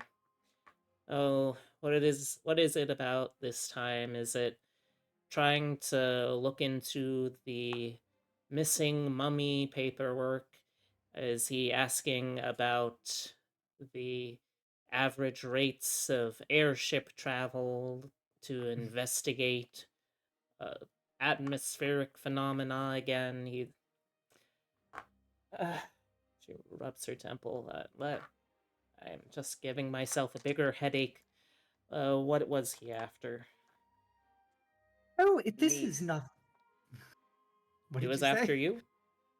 Meat. Meat. Ah, if you will please excuse my dwarvenly friend over here, we are speaking about a certain former employee of the restoration effort, and Mr. Boggs indicated that you may have some idea as to who that was and what happened to him. I see. Leaning back, crossing her arms. All right. And who might that be? His name was Mr. Gerhard Linton. He was Gary. quite. He was a rather rotund individual, and I will do a physical description of him. And he was recently involved in the restoration work at the library. Oh, the name does sound familiar. After a couple of volumes went missing, I tried to pull information, but a couple of the employees, likely too desperate to find work to be fully forthcoming about their lack of residence. Many institutions wouldn't go around trusting homeless folks with work, so I suppose it's not unheard of for them to lie about such things. But if you're trying to find whoever it was responsible for this this little missing pain in my side, I would be more than happy to try and point you in the directions. Well, then, Eureka! That just so happened to be coinciding our particular paths then. I'm looking to assist you in perhaps recovering these erstwhile volumes, and if they happen to be in the possession of Mr. Linton, well, then all the merrier. Two birds, one stone, as they say.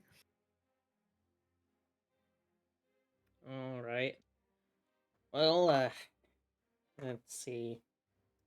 Pulls aside a folder, puts another out on top, throws it open, and you can see it is a very neat and prefecturally written out form of inventory. All right, well, there were a couple of volumes that went missing. Some on the history of the city. A couple from the faith and spiritism section upstairs, and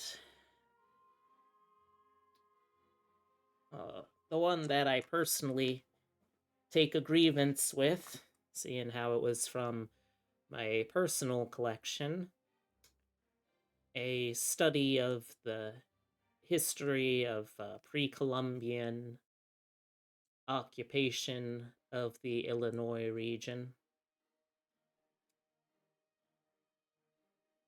Those were the only unaccountable books in the damage and the subsequent restoration efforts. So I can only assume to put 2 and 2 together there. Interesting. And Mr. Boggs had stated that some of these were unlisted volumes. Yes, that's there were some entry level historical accounts of occult practices and organized faiths, cults, I think would be appropriate.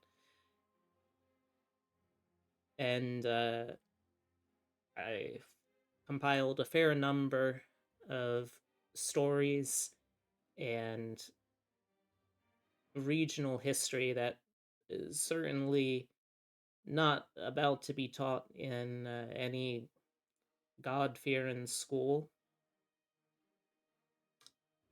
You know what they say, that there's no greater fear to God himself than the educated masses.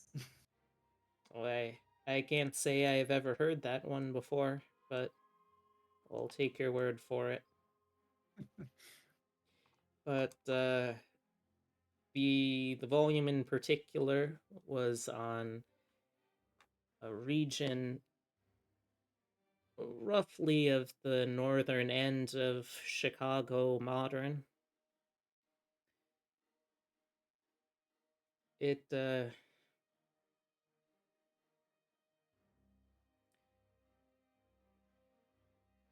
was a side story, anecdote really, but a lot of the city before it was developed was marshland, and a lot more beyond that used the soft land to develop and dig further in to create underground storage and safe holds for supplies of local populations. But one of the reasons this fell out of favor was the cult of the Macetia. Could you spell / pronounce that for me? Certainly. I think also I probably mispronounced it too. I think it is. I think it's. Yeah, I think it's machete. Not machete, but I was about to say machete, Danny Trejo. Oh no. No, I would never besmirch his name.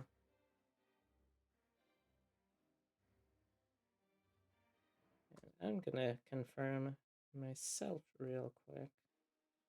Yeah, I don't know the indigenous language that is in to say if it's correctly pronounced or not.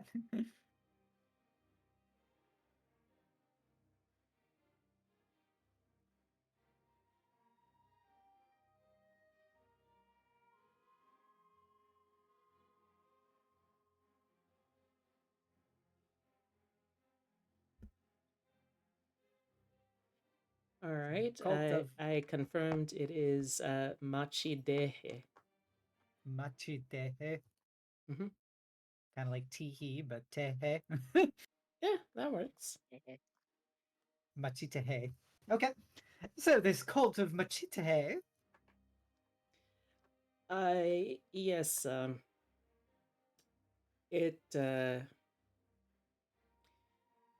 it was seen as a offshoot,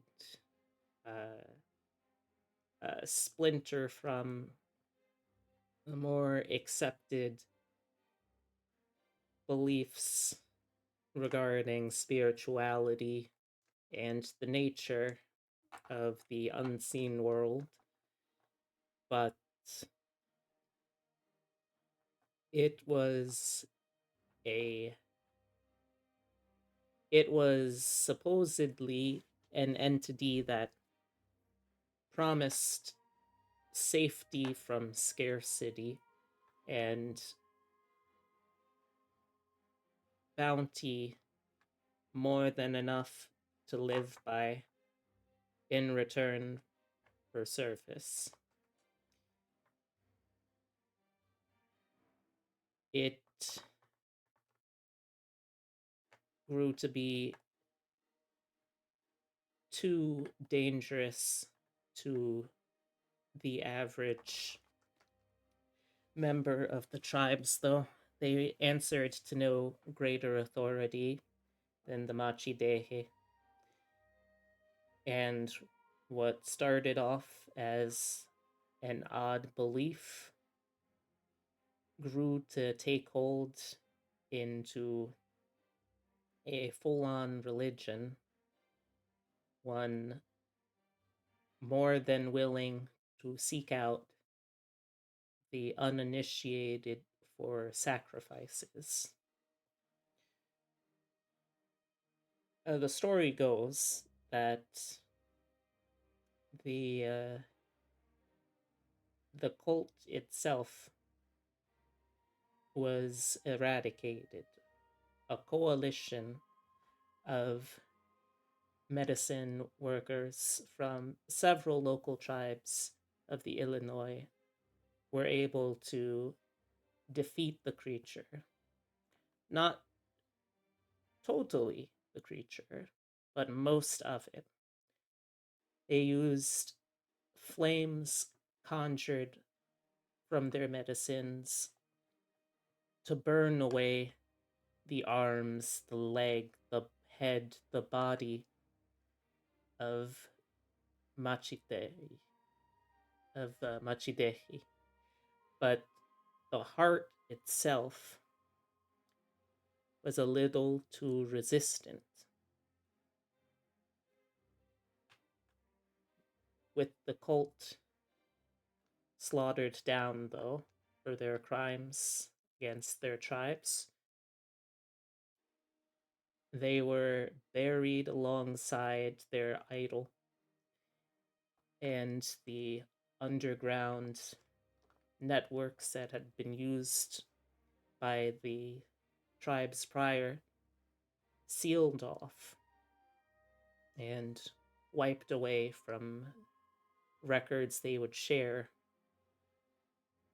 outside of their own tribal history. There's supposedly roughly a point I found in cross-referencing maps that suggested an area in the northern end of the city, around about DeCoven Street, was one of the known entry points to this underground network of storage chambers and passages. But I would fear that with the ongoing development, it may end up destroying some of the historic artifacts of the history, much less if there is any truth to this particular tall tale.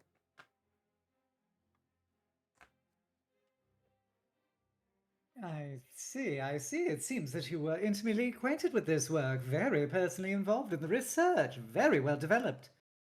I have strong feelings about knowing the history of my people, yes. A very admirable objective. I know that if you leave many of these Bible-thumping white men, they'll go about destroying anything of historical importance they don't agree with.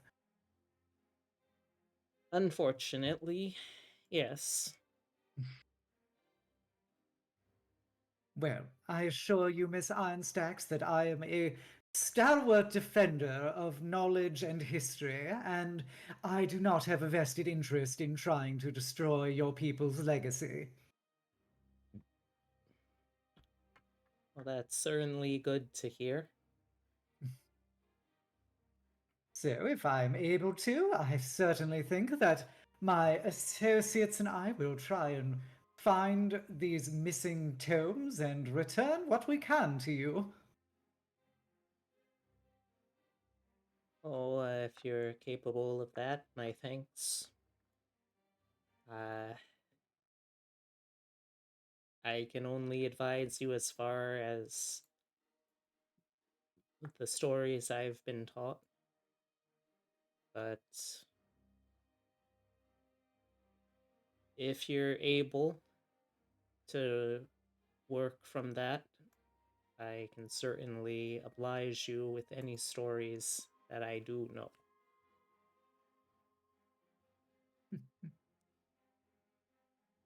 Excellent.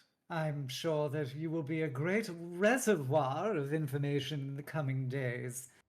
I, of course, will have to confer with my fellow freelancers to ensure that we are all on the, she gestures to the various archives, same page, so to speak. Looking very pleased with herself for that.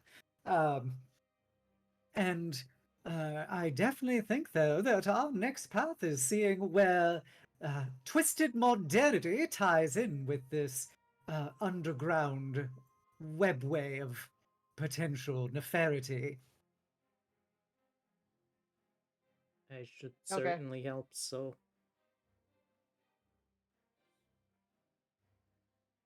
Well, if there's anything else that you could tell us that may aid us in our endeavors, or perhaps about other secrets of Machitehe, then I believe we would be heading out otherwise.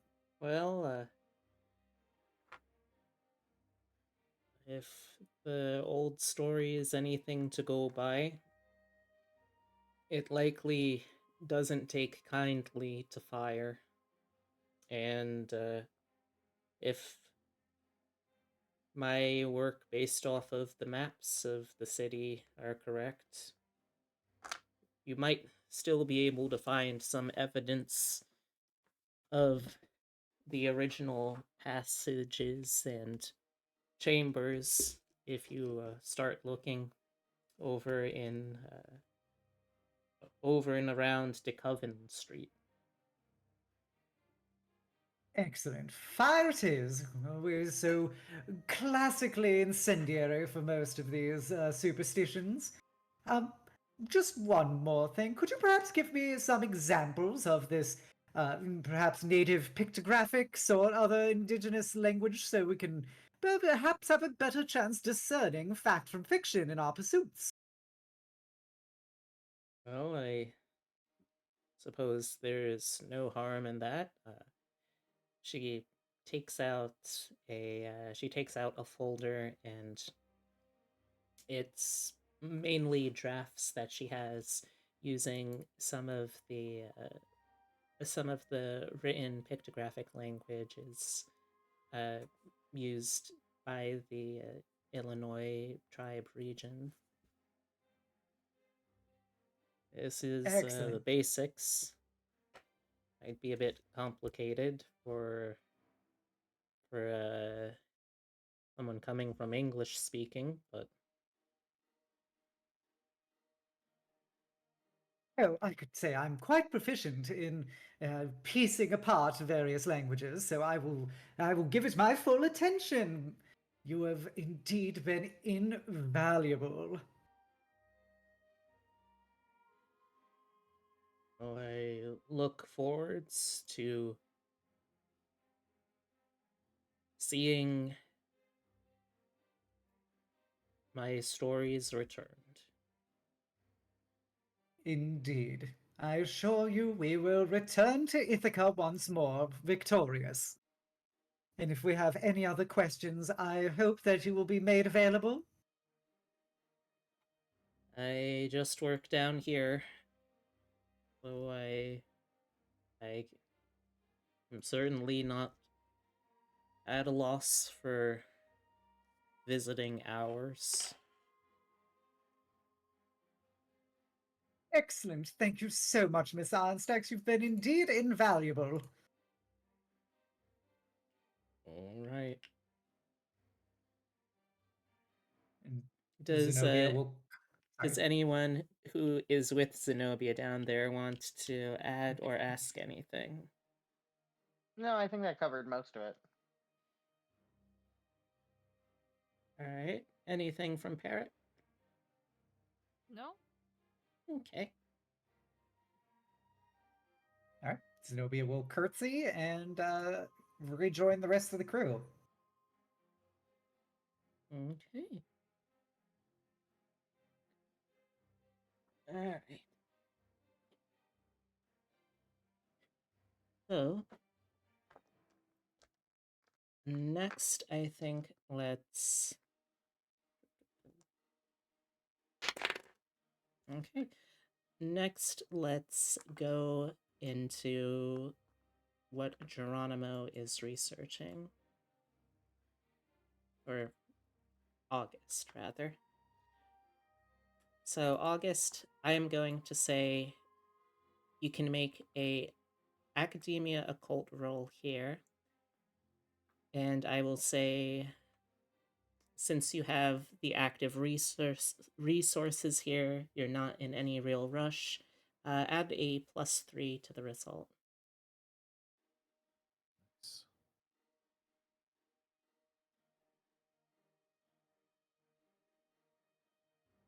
All right. Always 4.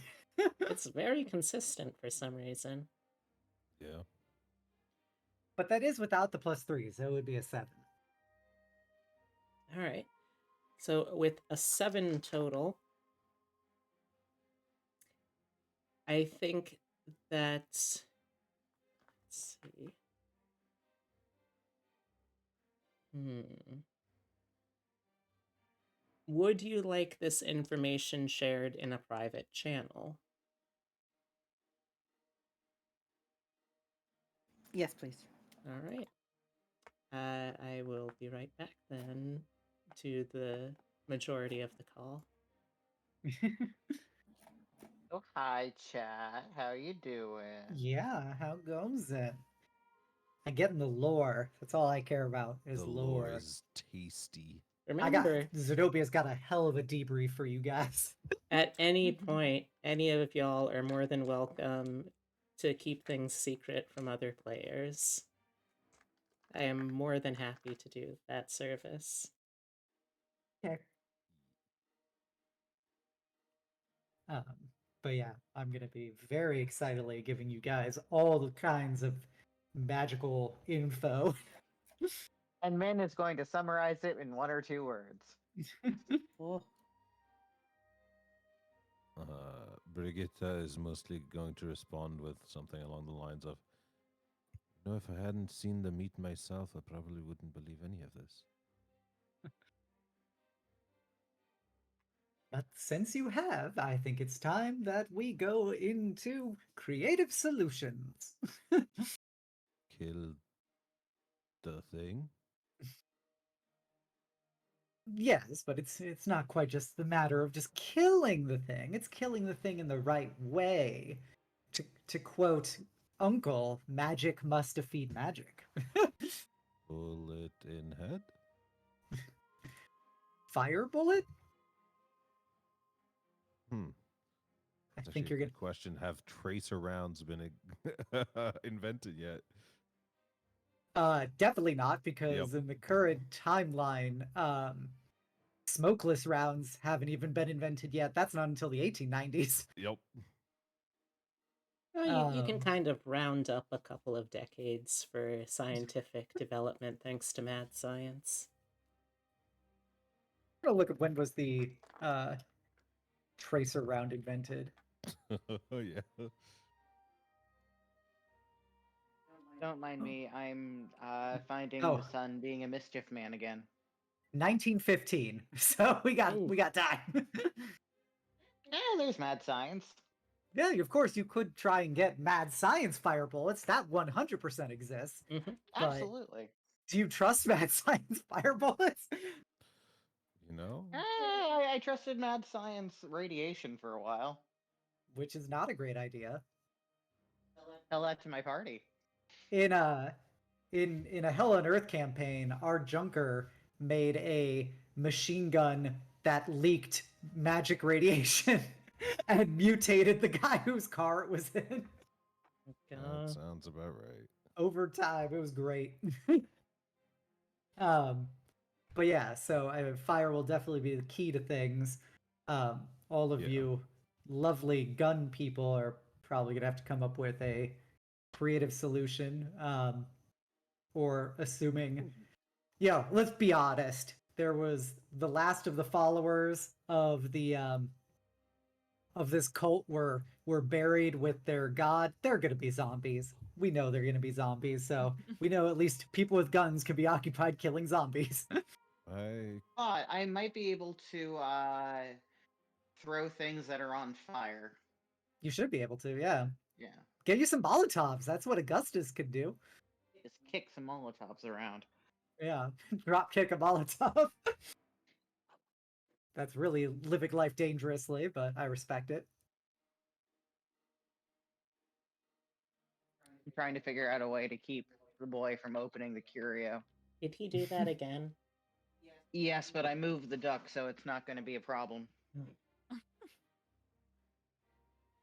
We released a prey animal into the house, and we expected this apex predator to not try and hunt it. We were He's fools. not an apex predator. He's also a prey animal. Oh, yes and no. I mean, you're allowed He to be doesn't know both. that. Yeah. Cats are only 50% prey creatures, but they are apex predator for anything smaller than them.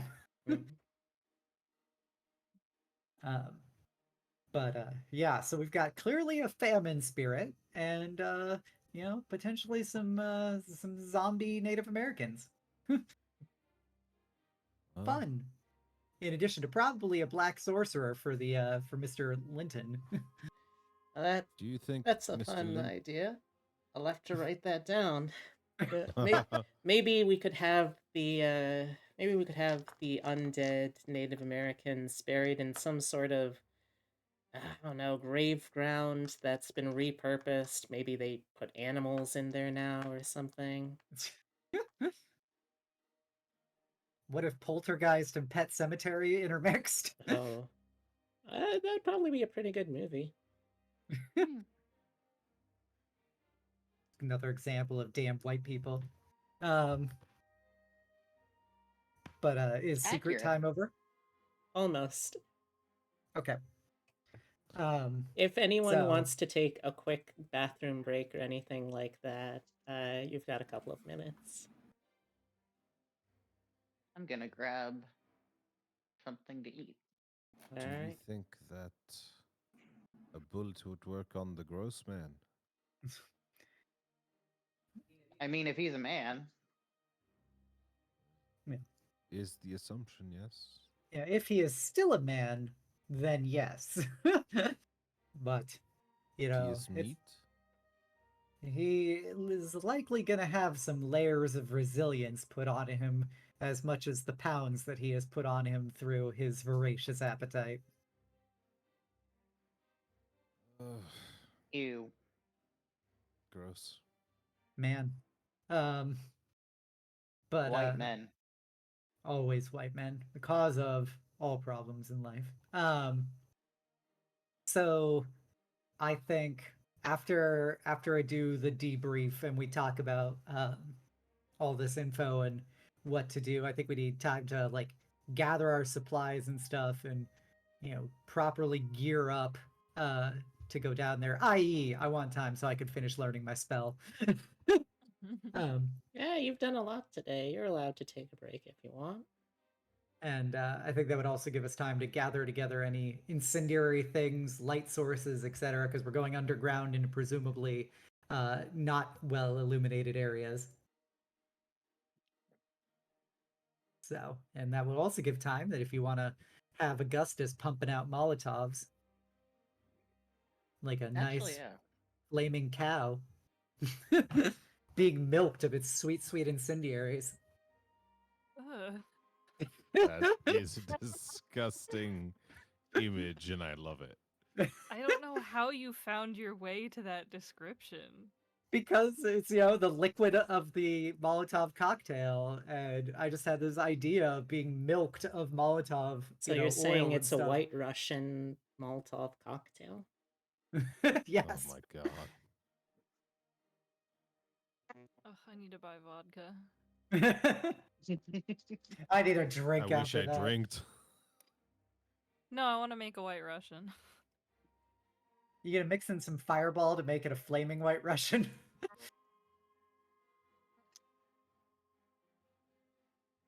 I found out that there's 2 kinds of Fireball, and Really? it's not really like listed which one you have until you check like the fine print. Huh, They what's the make- other kind of Fireball? They make a whiskey one, which is the Hold normal on. one. I've got mine right next to me. What do I have to read with the fine print? And there's one that's technically a malt liquor because Oh, I've seen the malt liquor Fireball- one, yeah. Yeah, they wanted to make a version that they could sell at like grocery stores and stuff. Yeah, I've that seen it at the only like, have Safeway. like beer and wine. Yeah. Huh. It's not Interesting. technically whiskey. Yeah, it's because So I it'd be have to less than read- 20%. This one says it's whiskey with natural cinnamon flavor. Fireball. Okay, then you have That's the actual normal Fireball. The good stuff. I don't think anybody's ever described Fireball as the good stuff. Listen, I don't. It's well. What's funny is I don't drink, but for some reason I do like Fireball. I don't know why. I don't understand. But I have a passion for it. Okay, I have the worst shot for you. Prepare yourself. It No. tastes Prepared. amazing. You get cinnamon Baileys and Fireball. And Interesting. You drop the Baileys in. It's dragon cum. That's a I great name hate for it. that. That's a great name for it. It's a I cum get shot, it. but cinnamon. Mommy, can I please have a dragon cum shot? Things VTubers say. Oh, Jesus Oh. Christ. So I take it that the secret time is over. I'm still B's a typing. Yeah. Okay. It's a Marshal long B one. is I'm typing. slow. Like I want to jump on this potty break, but I'm scared if I go potty I'll miss it. So I'm just sitting here rocking back and There we forth. go. Thank you. Can I still take the potty break, or is the potty break like You suspended? know what? Honestly, yeah. I could also probably take one. Let's call it a quick potty break for everyone. Meet back up at the latest 8:35. So roughly 5-6 minutes from now. Okay. If we're all back before then, Yep. we'll yeah. You're right back. Enjoy the ambiance. Of us talking about dragon cum. Yeah, because there's no music or anything, so just a raw dragon cum. You come for the old west, you stay for that sweet, sweet dragon cum.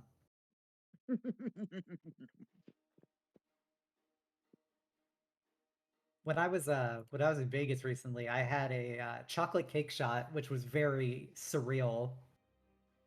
Cause it was basically, the shot was like, it's some liquor thing that we didn't ask what it was, and then sugar on the rim, and then a lemon, and you're supposed to drink the shot with the sugar, and then you immediately suck on the lemon, and it tastes exactly like chocolate cake. It is very weird.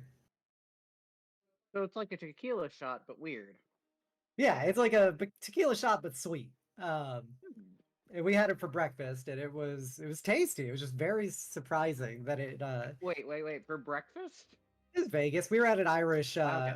we were at an Irish bar and restaurant for breakfast, and so Okay, that makes a little at, more sense. at the end of the meal, the waitress asked us if we wanted to do a chocolate cake shot. We're like, what?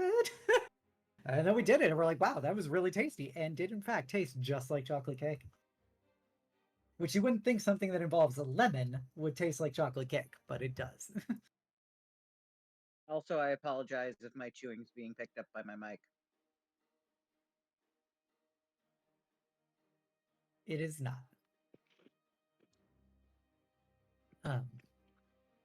Yeah, I haven't done fancy shots in a long time, aside from that one. I'm too old. That is a I don't- very fancy shot. Yeah, I just don't drink much liquor anymore. I'm just too old. You're not that old. I'm old enough. I'm a MILF. I have to deal with that. It's my cross to bear.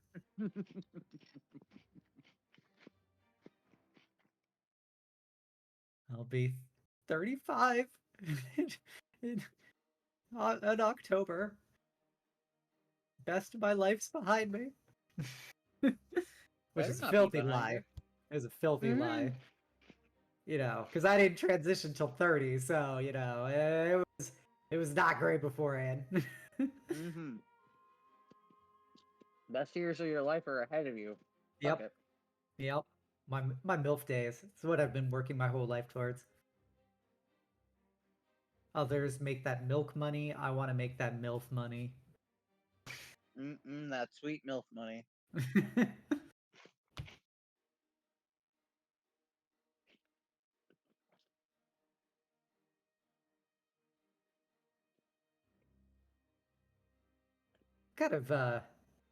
kind of curious how open, you know, obviously Ellie saw, I mean not Ellie, Brigitta saw the weird meat incident.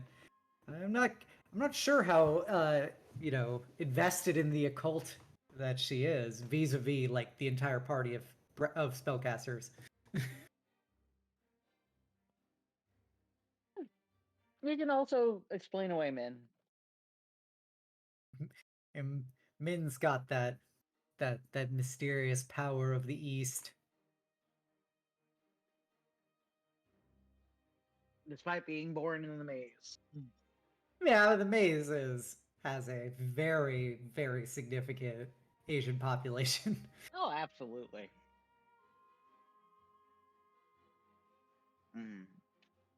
Reese's Stuffs. Because many of the parts of California that were of strong, like, Hispanic connections kind of collapsed into the ocean. So that Yeah. definitely deleted, you know, a lot of that cultural tie. Oh, reminding me of which, I told you the other campaign that I'm in with the D12 intelligence dog. Yeah. Yeah, we're going against Stone. We're doing that plotline. Oh, the a stone in a hard place, I think is the name of the Yeah. adventure. Yeah. Yeah. I This have is the that. same. This is the same group that I did the Warpath with. Gotcha. Yeah, I did. I only briefly read through Warpath. The stone in a hard place one has possibly like the weirdest ending out of anything. No But- spoilers. I know. I'm just saying it has a weird ending. But the only one I really looked at was the flood because I wanted to know what happened to Grimm. Yeah.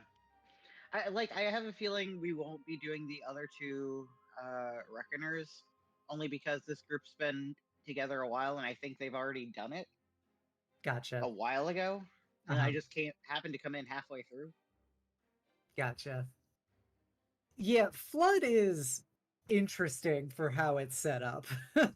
um I don't like that it has just like a giant fetch quest for basically the second but really the middle of the whole campaign / adventure is just fucking fetch quests traveling around California.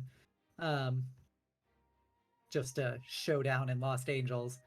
But yeah, I was just curious because I ran a Deadlands Noir adventure, which was the book adventure that's set in Los Angeles in like 1946 or something, and Yeah. it's very good. It is a very good adventure. I ran it for a single person who was the classic, noir detective, and the level of just like ridiculous interactions I can do only talking to a single person was very entertaining. Um, but I liked that whole like adventure premise because it's, hey, let's make a movie about the flood, because remember, Lost Angels is good now that Grimm is gone, but they also didn't tell anybody he's a cannibal monster. And it was real good. Most of the other Deadlands noir adventure campaign things were not very good, especially the Shan Fan one. I know Um, B was working on redoing Deadlands Noir into a bit of a better system with, you know, more of a global feel, but I don't know where Yeah. that project is. That yeah, was a it's while ago. that concept had some good ideas. The problem was they literally undermined the core of the setting by making it set in New Orleans, because that's in the Confederacy, which didn't have the prohibition laws and stuff, which is such a huge part of like 1930s adventuring, is that kind of prohibition Exactly. atmosphere. And they're just like, well, we're putting it in an area and it's not actually applicable. So Yeah, let's just do it here. Why not? yeah, because they're like, yeah, it's basically there's like, distilleries and stuff down south that's running things to the north, but like you don't actually have to live in the world where the prohibition is. Although the stuff about Chicago was very spicy. um just in context of how they spookified Chicago for the 1930s, and I was like, I could respect that. um So, boy update, he is currently leaned up against a wall on his back. Definitely seems like something the boy would do. Yeah. He's in a mood tonight. Feisty kitty mood. Yep, he just tried to attack B on the way back from the bathroom. It's good. He knows she's weak.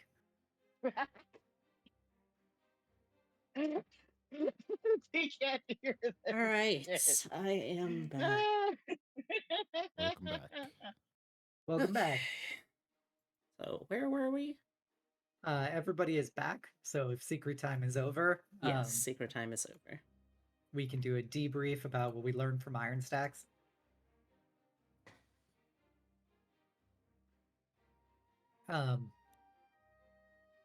But I don't know if you want me to actually do it since you guys all heard it, but definitely Place gonna is haunted.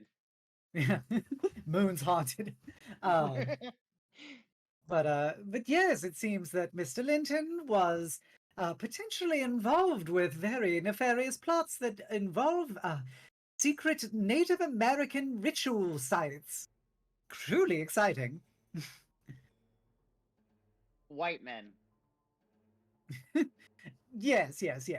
Long story short, there appears to be a group of rather maligned Native Americans that formerly resided in the northern part of what we now know as Chicago, that worshipped some kind of hunger spirit known as Machite, who was clearly of some kind of illicit nature, as it drove them to commit human sacrifice until a group of tribes and a coalition of shamans were able to defeat it with what would largely be deemed to be cleansing fire. Upon discussing this with the lead researcher of it, confirmed that the creature that was allegedly indicated, this Machite, was burned of everything except its heart, which was buried in the underground. My hypothesis, of course, is that this was disturbed by our erstwhile scientists and their delving too deep for their subway network, thus giving it access to Mr. Linton. And he is trying to use his connection with the soiled meat and his intimate connections with it to do something nefarious. Long story short, white men. That's probably a little too short, Min. He glares. So, if you all are interested in perhaps taking a journey into the underground networks, we could find Mr. Linton, recover the lore that he has stolen from the library, and be able to resolve this matter once and for all.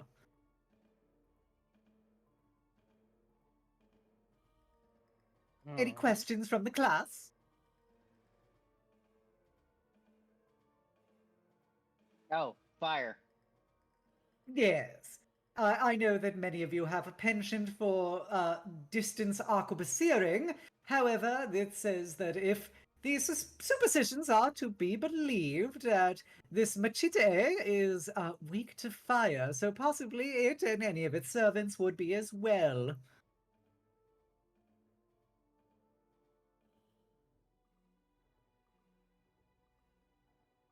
All right, then. I've seen that everybody is enthralled and enraptured with this, so I believe, pointing the Phoenix Wright objection stance over at muted. Augustus. I made a great pun about it being called a firearm, and I was muted. Oh, Oh, that's no.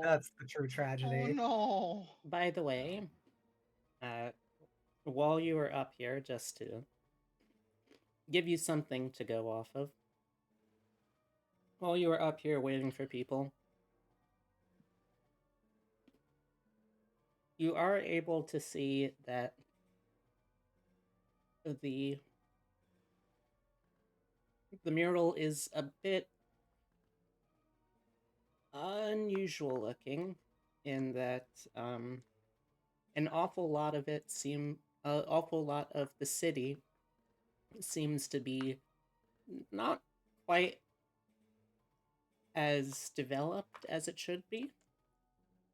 Can you give me a area knowledge Chicago roll? And I'm going to say, because this would still be very present knowledge, +2. To everyone? To any... Oh, I think this is first specifically to Brigitta, since she was up here on her lonesome, looking at the map. +2, you said? Mm-hmm. All right, so 6. So, even someone with just a passing knowledge of Chicago at this point would know this is still well within living memory of the Great Chicago Fire. There was a absolutely massive blaze that destroyed a large part of the northern end of town that ended up being traced as a product somehow of the somehow to a farmstead up there, something belonging to an O'Leary family. Mm-hmm. But no one was ever able to officially establish a cause, so there's still a hint of mystery there as well. You would know, you would be able to see, since this is literally a map, that the northern end, in sort of the epicenter of this damage to the city, occurs in the area roughly around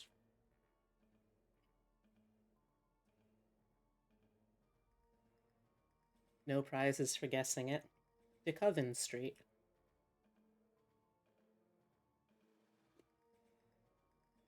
Bum bum bum.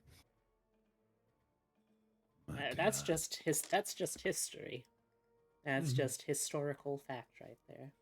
Anyway, yes, as you were. Don't let me Okay. interrupt. Point at Augustus and be like, well, I think in our coming days, your penchant for the explosive could finally be useful for something.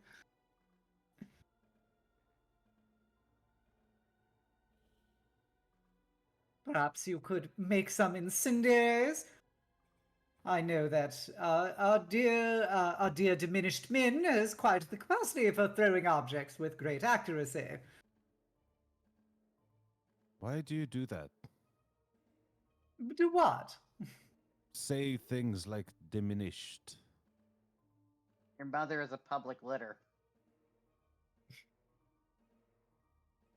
I just have a penchant for accuracy in my narrative descriptions. Okay. Now, I think that we can safely return to our domicile to carry about any work that we wish to do to prepare ourselves for, I believe, a bit of a journey tomorrow. So if you could, please stock up on supplies that would aid us in potential illumination in the underground areas, as well as any kind of flame incendiaries, other kinds of combustibles, and I will try and pour over some of this research to aid us in our endeavor. All right. All right, well, you still have the carriage for the rest of the day, so I'm going to allow you, since traffic is almost certainly slowed down a little bit at this point. You are able to quick travel if you would like to. Points in the city, if there's anywhere you'd like to visit in this downtime before big plans go into action.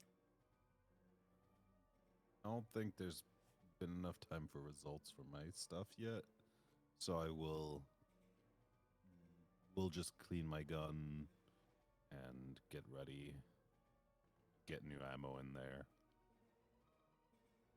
Okay. Anyone else? I finish learning my spell. I need Molotovs. I need to go get some ammunition as well, since the rats took most of mine. I put down my bounty points on the board. All right. By the way, where exactly are you planning to get into the underground?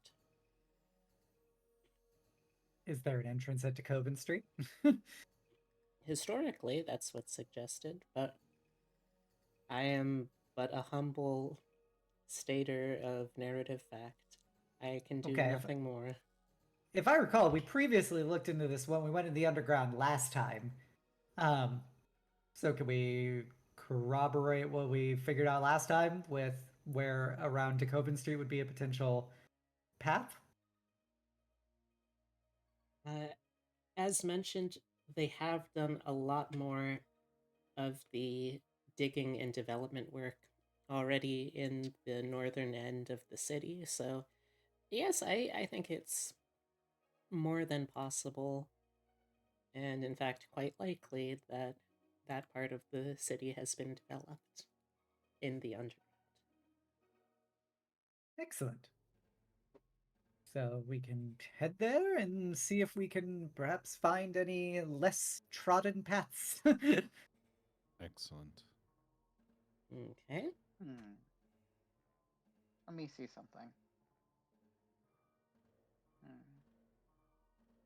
If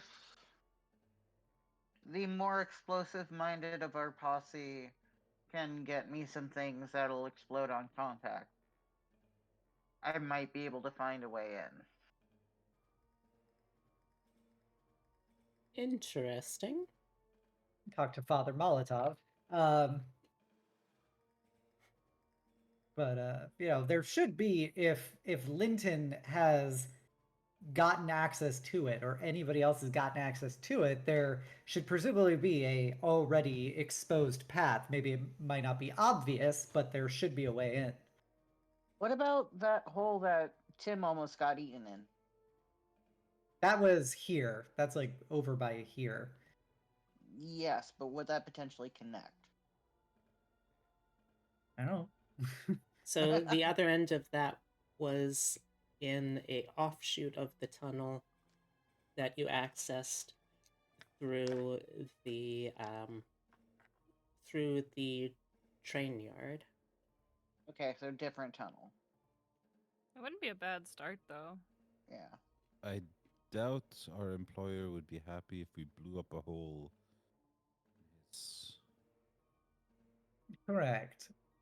It's already I'll start pretty looking fucked up for- in there. Yeah, I'm going to start looking for a way in. I'm going to keep that one in the back of my mind, but if it connected to the tunnel we were already in, and we know that that tunnel doesn't connect to where we need to go. There's a lot of tunnels, yeah. Exactly. So I'll see what I can find. Okay. Or in Min's words, Huff walks off. Okay.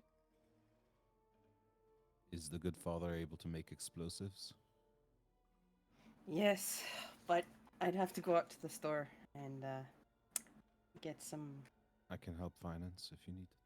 Get to the explosive store. Yeah. So, what kind of Tesla? Oh. So, what kind of? Spittle- I mean, again, you're not wrong. What kind of explosive are you trying to make exactly? I think Molotovs were a request. Yeah, Yeah. preferably Molotovs. All right, let's see. So, for that, you just need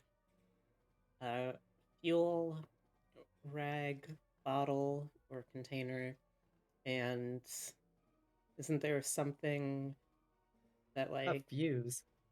oh yeah, the rag, but isn't there like something that separates the lit portion of that wick from the accelerant inside? I don't know. I've never made a Molotov cocktail in real life. The point of the rag is to soak up The the liquor. alcohol. Yeah. Oh, So you want it connecting. I Mhm. see. Okay. They're very easy to make theoretically. All right. Well, you can certainly get bottles. You can either get empty bottles already, or you can empty something out of them, I suppose. Let's see for fuel.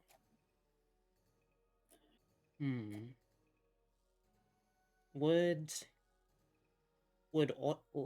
lamp oil work? Yeah, Uh, it's obvious. Definitely.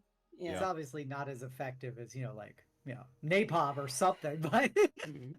that was like Vodka how. would be the cheapest. Yeah, It the just classic has to be example. flammable. Yeah, is it just Yeah. has to be Mhm. flammable. So lamp oil would work. Actual oil would also work. All right. So you can get oil for 10 cents a gallon. Let's We see. should get some flour. we can do that.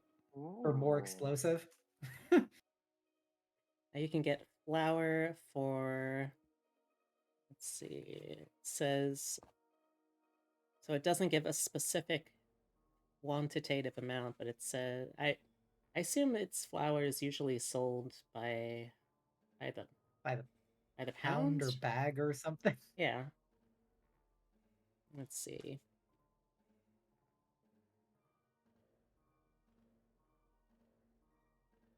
Fun fact, this is also how my Deadlands sessions used to go back in college. Me pausing to research something on a tangent for 5 minutes. Getting listed on a watch list for looking up how to make Molotovs. Couldn't we just like buy Everclear? Because then it would come in a bottle already, and then we just have to shove the rags in there. and- So Like, the most common weight of a bag of flour is 5 pounds in the US. So $4 for 5 pounds of wheat flour. That's not Alright. bad. Yeah, I'll pay that. Okay. Let's see if you want to get a professionally made fuse as opposed to just a rag. that would be 50 cents per foot. Well, a foot of fuse is a lot of fuse, so That's true. I think we could just spend a couple bucks and buy enough fusing. 50 cents per foot. Let's just Yeah. say that we get 2 feet. Okay, so that's $1 on fuse. What Yep. else are we getting here? We wanted either oil or alcohol. Oil would probably be better than just alcohol. Yeah, Since because if it's alcohol is alcohol, partly water and stuff. it's Uh, got to be a high proof. Gallon, you said, was how much? Let's see. Of lamp oil. Yeah. Mm,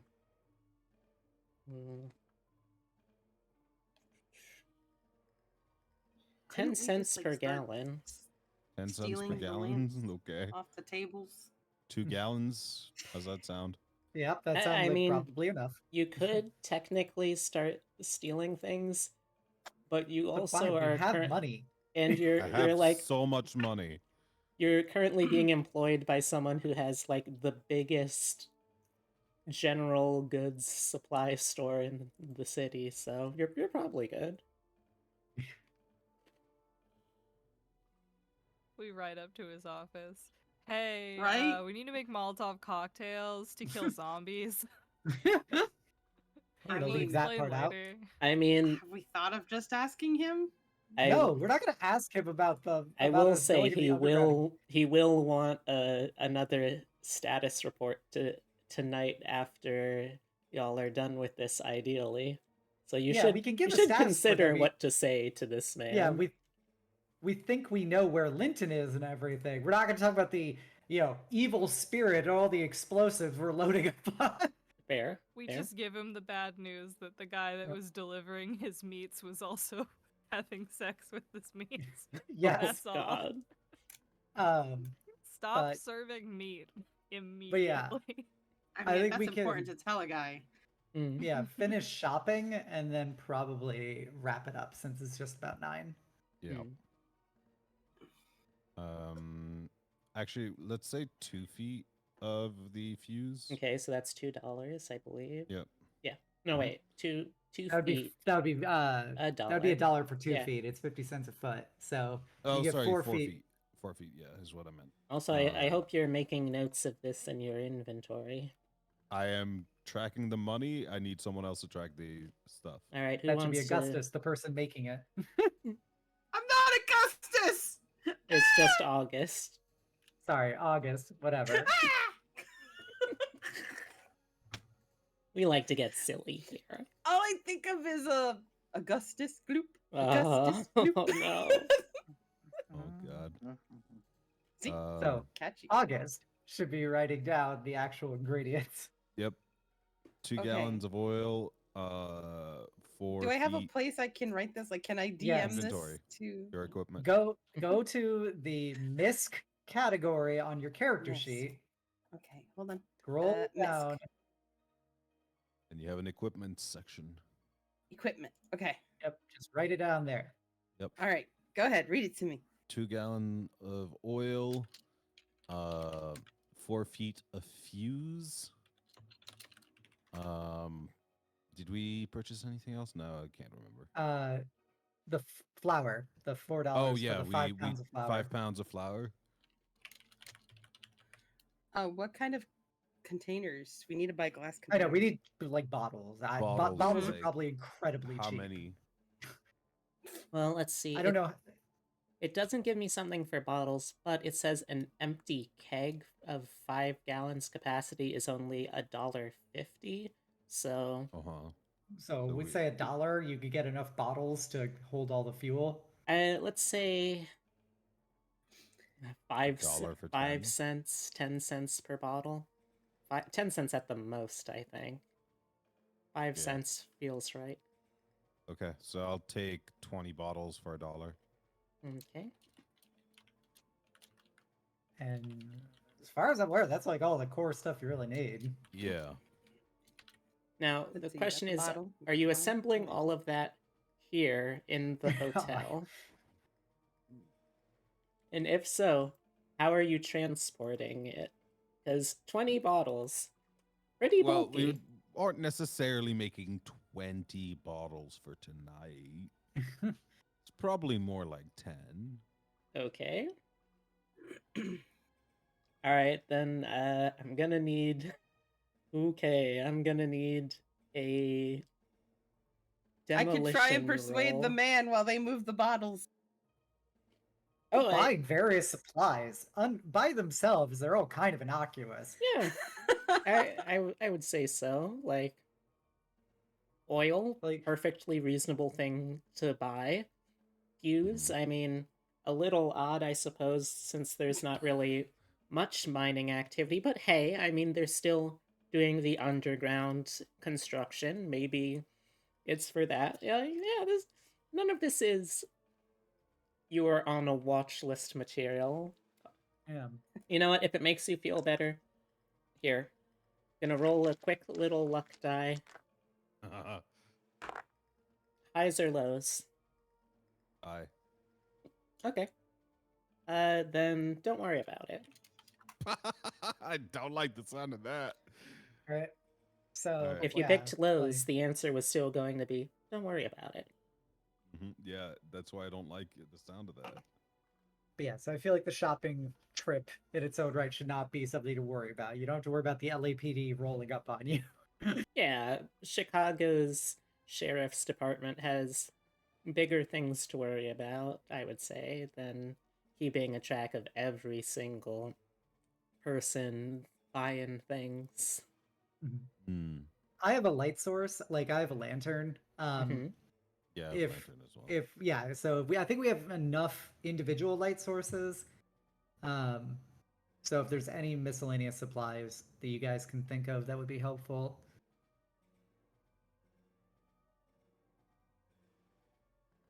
Uh, They don't, a lighter?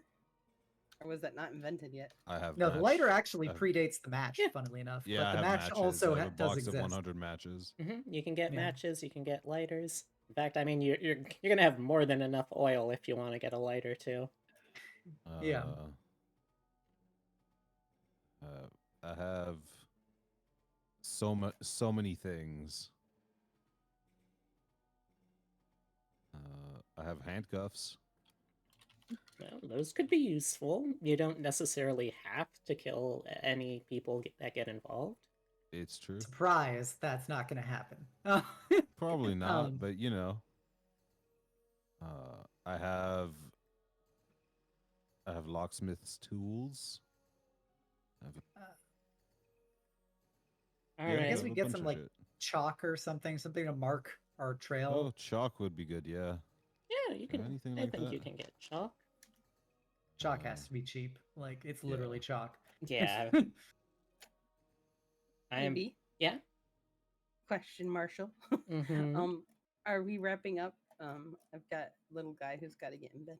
Yes, we'll be wrapping up in the next few minutes. I won't need a roll for convincing Hank tonight, but I just need to know what are y'all saying to this man? I think it's fair to tell him that we've learned about who was the person who made the deliveries, how he got fired from the meat packery for doing illicit and depraved activity to the meat. So he Hank should is definitely aghast, double check. yes.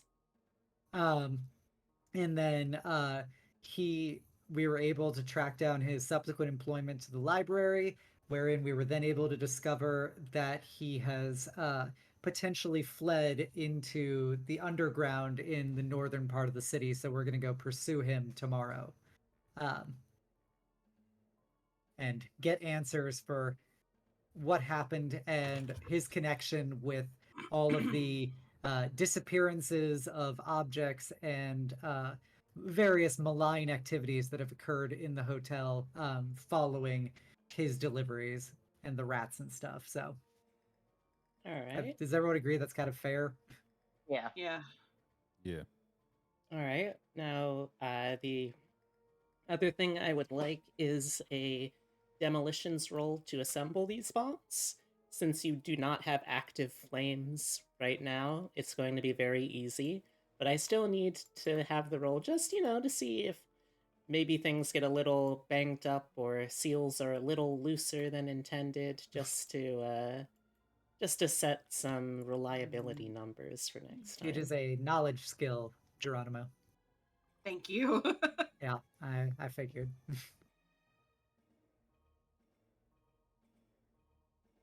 Fortunately, that is pretty much the difficulty I had set. That was not a good roll. Correct. Yeah, that was a Not really a bad botch, roll. but not a good roll. You know, that's okay. We take those. Yep. Do. Again, the important part is there is no ignition source during Yes, this whole you didn't just blow process. up Would your it be a room. demolition roll? Oh That yeah, would- since you're still that would- assembling the bombs. Yeah. But yeah, you're Oh God, what is with me? Stop rolling. Just stop rolling. I'm done. You're doing fine. You're doing fine. You're able to put them together. It's very simple. Oil go in bottle. Fuse go in bottle. Other end of fuse stay out of bottle. Seal it up. Next one. Very simple. Yeah, I think this is a fine place to end on. One last thing. Everyone, other than August, since he's focused on making these bombs, could you all give me a quick cognition check if you have anything that supports listening? You can add that in.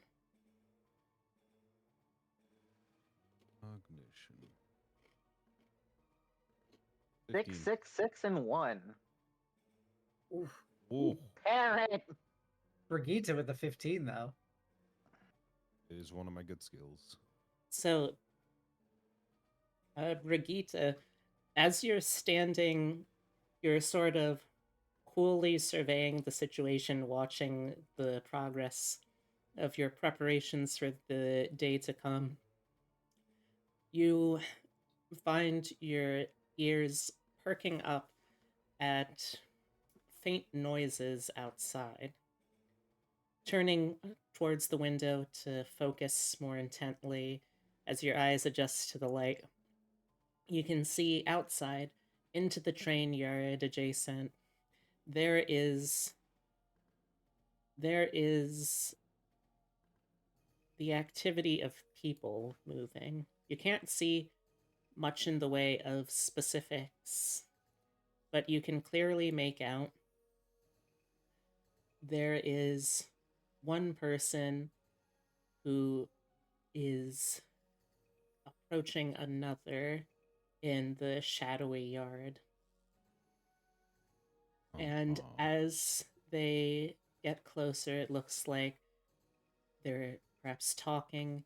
You're not really able to hear much of anything, but you are able to see when a third shadowy figure creeps around the outside of a adjacent storage shed and violently clubs the person that had come out over the head, and they fall to the Okay. ground.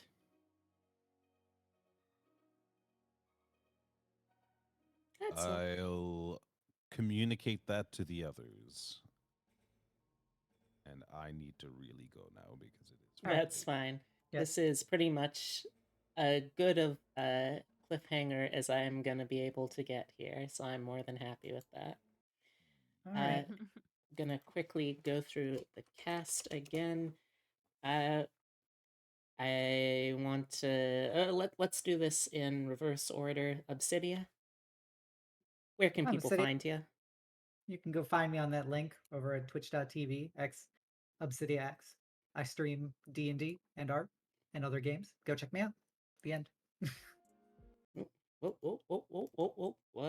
is that? Was weird. A whole bunch of things just happened, and I'm not sure why any of them did. Huh. I have that That is effect on weird. people. All right. So, next up is going to be Hemlock. Hello. You can find me at Hemlock Stone on Twitter or the Twitch link. I stream once a week because my life is in shambles. Oh We no. love I'm fine.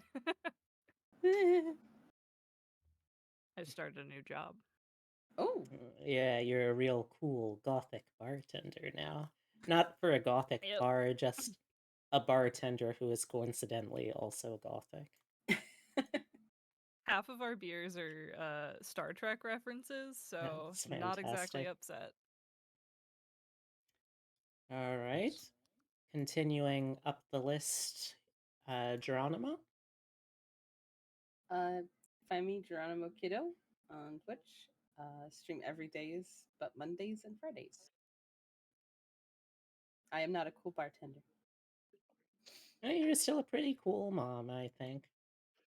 Aww. A mom is like a bartender. That's true. You know, weirdly enough, love yeah, it. that's true. All right. And then we have Epitome. Hi, I'm Epitome. I'm the cat wrangler. I don't stream. I'm very tired. And last Aw. but not least, Ellie. Hi, I am Ellie. You can find me on twitch.tv/Eliador. And yeah, it's been a lot of fun to be here tonight. All right. We are going to be shooting to have our next session 2 weeks from now. I'll try and keep everyone in the loop if anything changes. Does anyone have recommendations for a raid target real quick? Oh, I think Um, Early Darkfire is streaming still, but I could be wrong. also, if anyone wants to see more of me, there's where you can do that. I'm just a silly little creature. You cannot help this. I do my friend streams here and there. Sunny is doing a special stream decorating his graduation cap because he Oh. finished college. Oh, that sounds really nice. Yeah, let's go keep Sunny company for that. That sounds nice. I will All right. pop this in voice.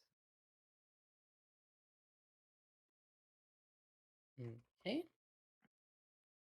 So I want y'all to be on your best behavior here, or at the very least, your silliest. There we go. No promises.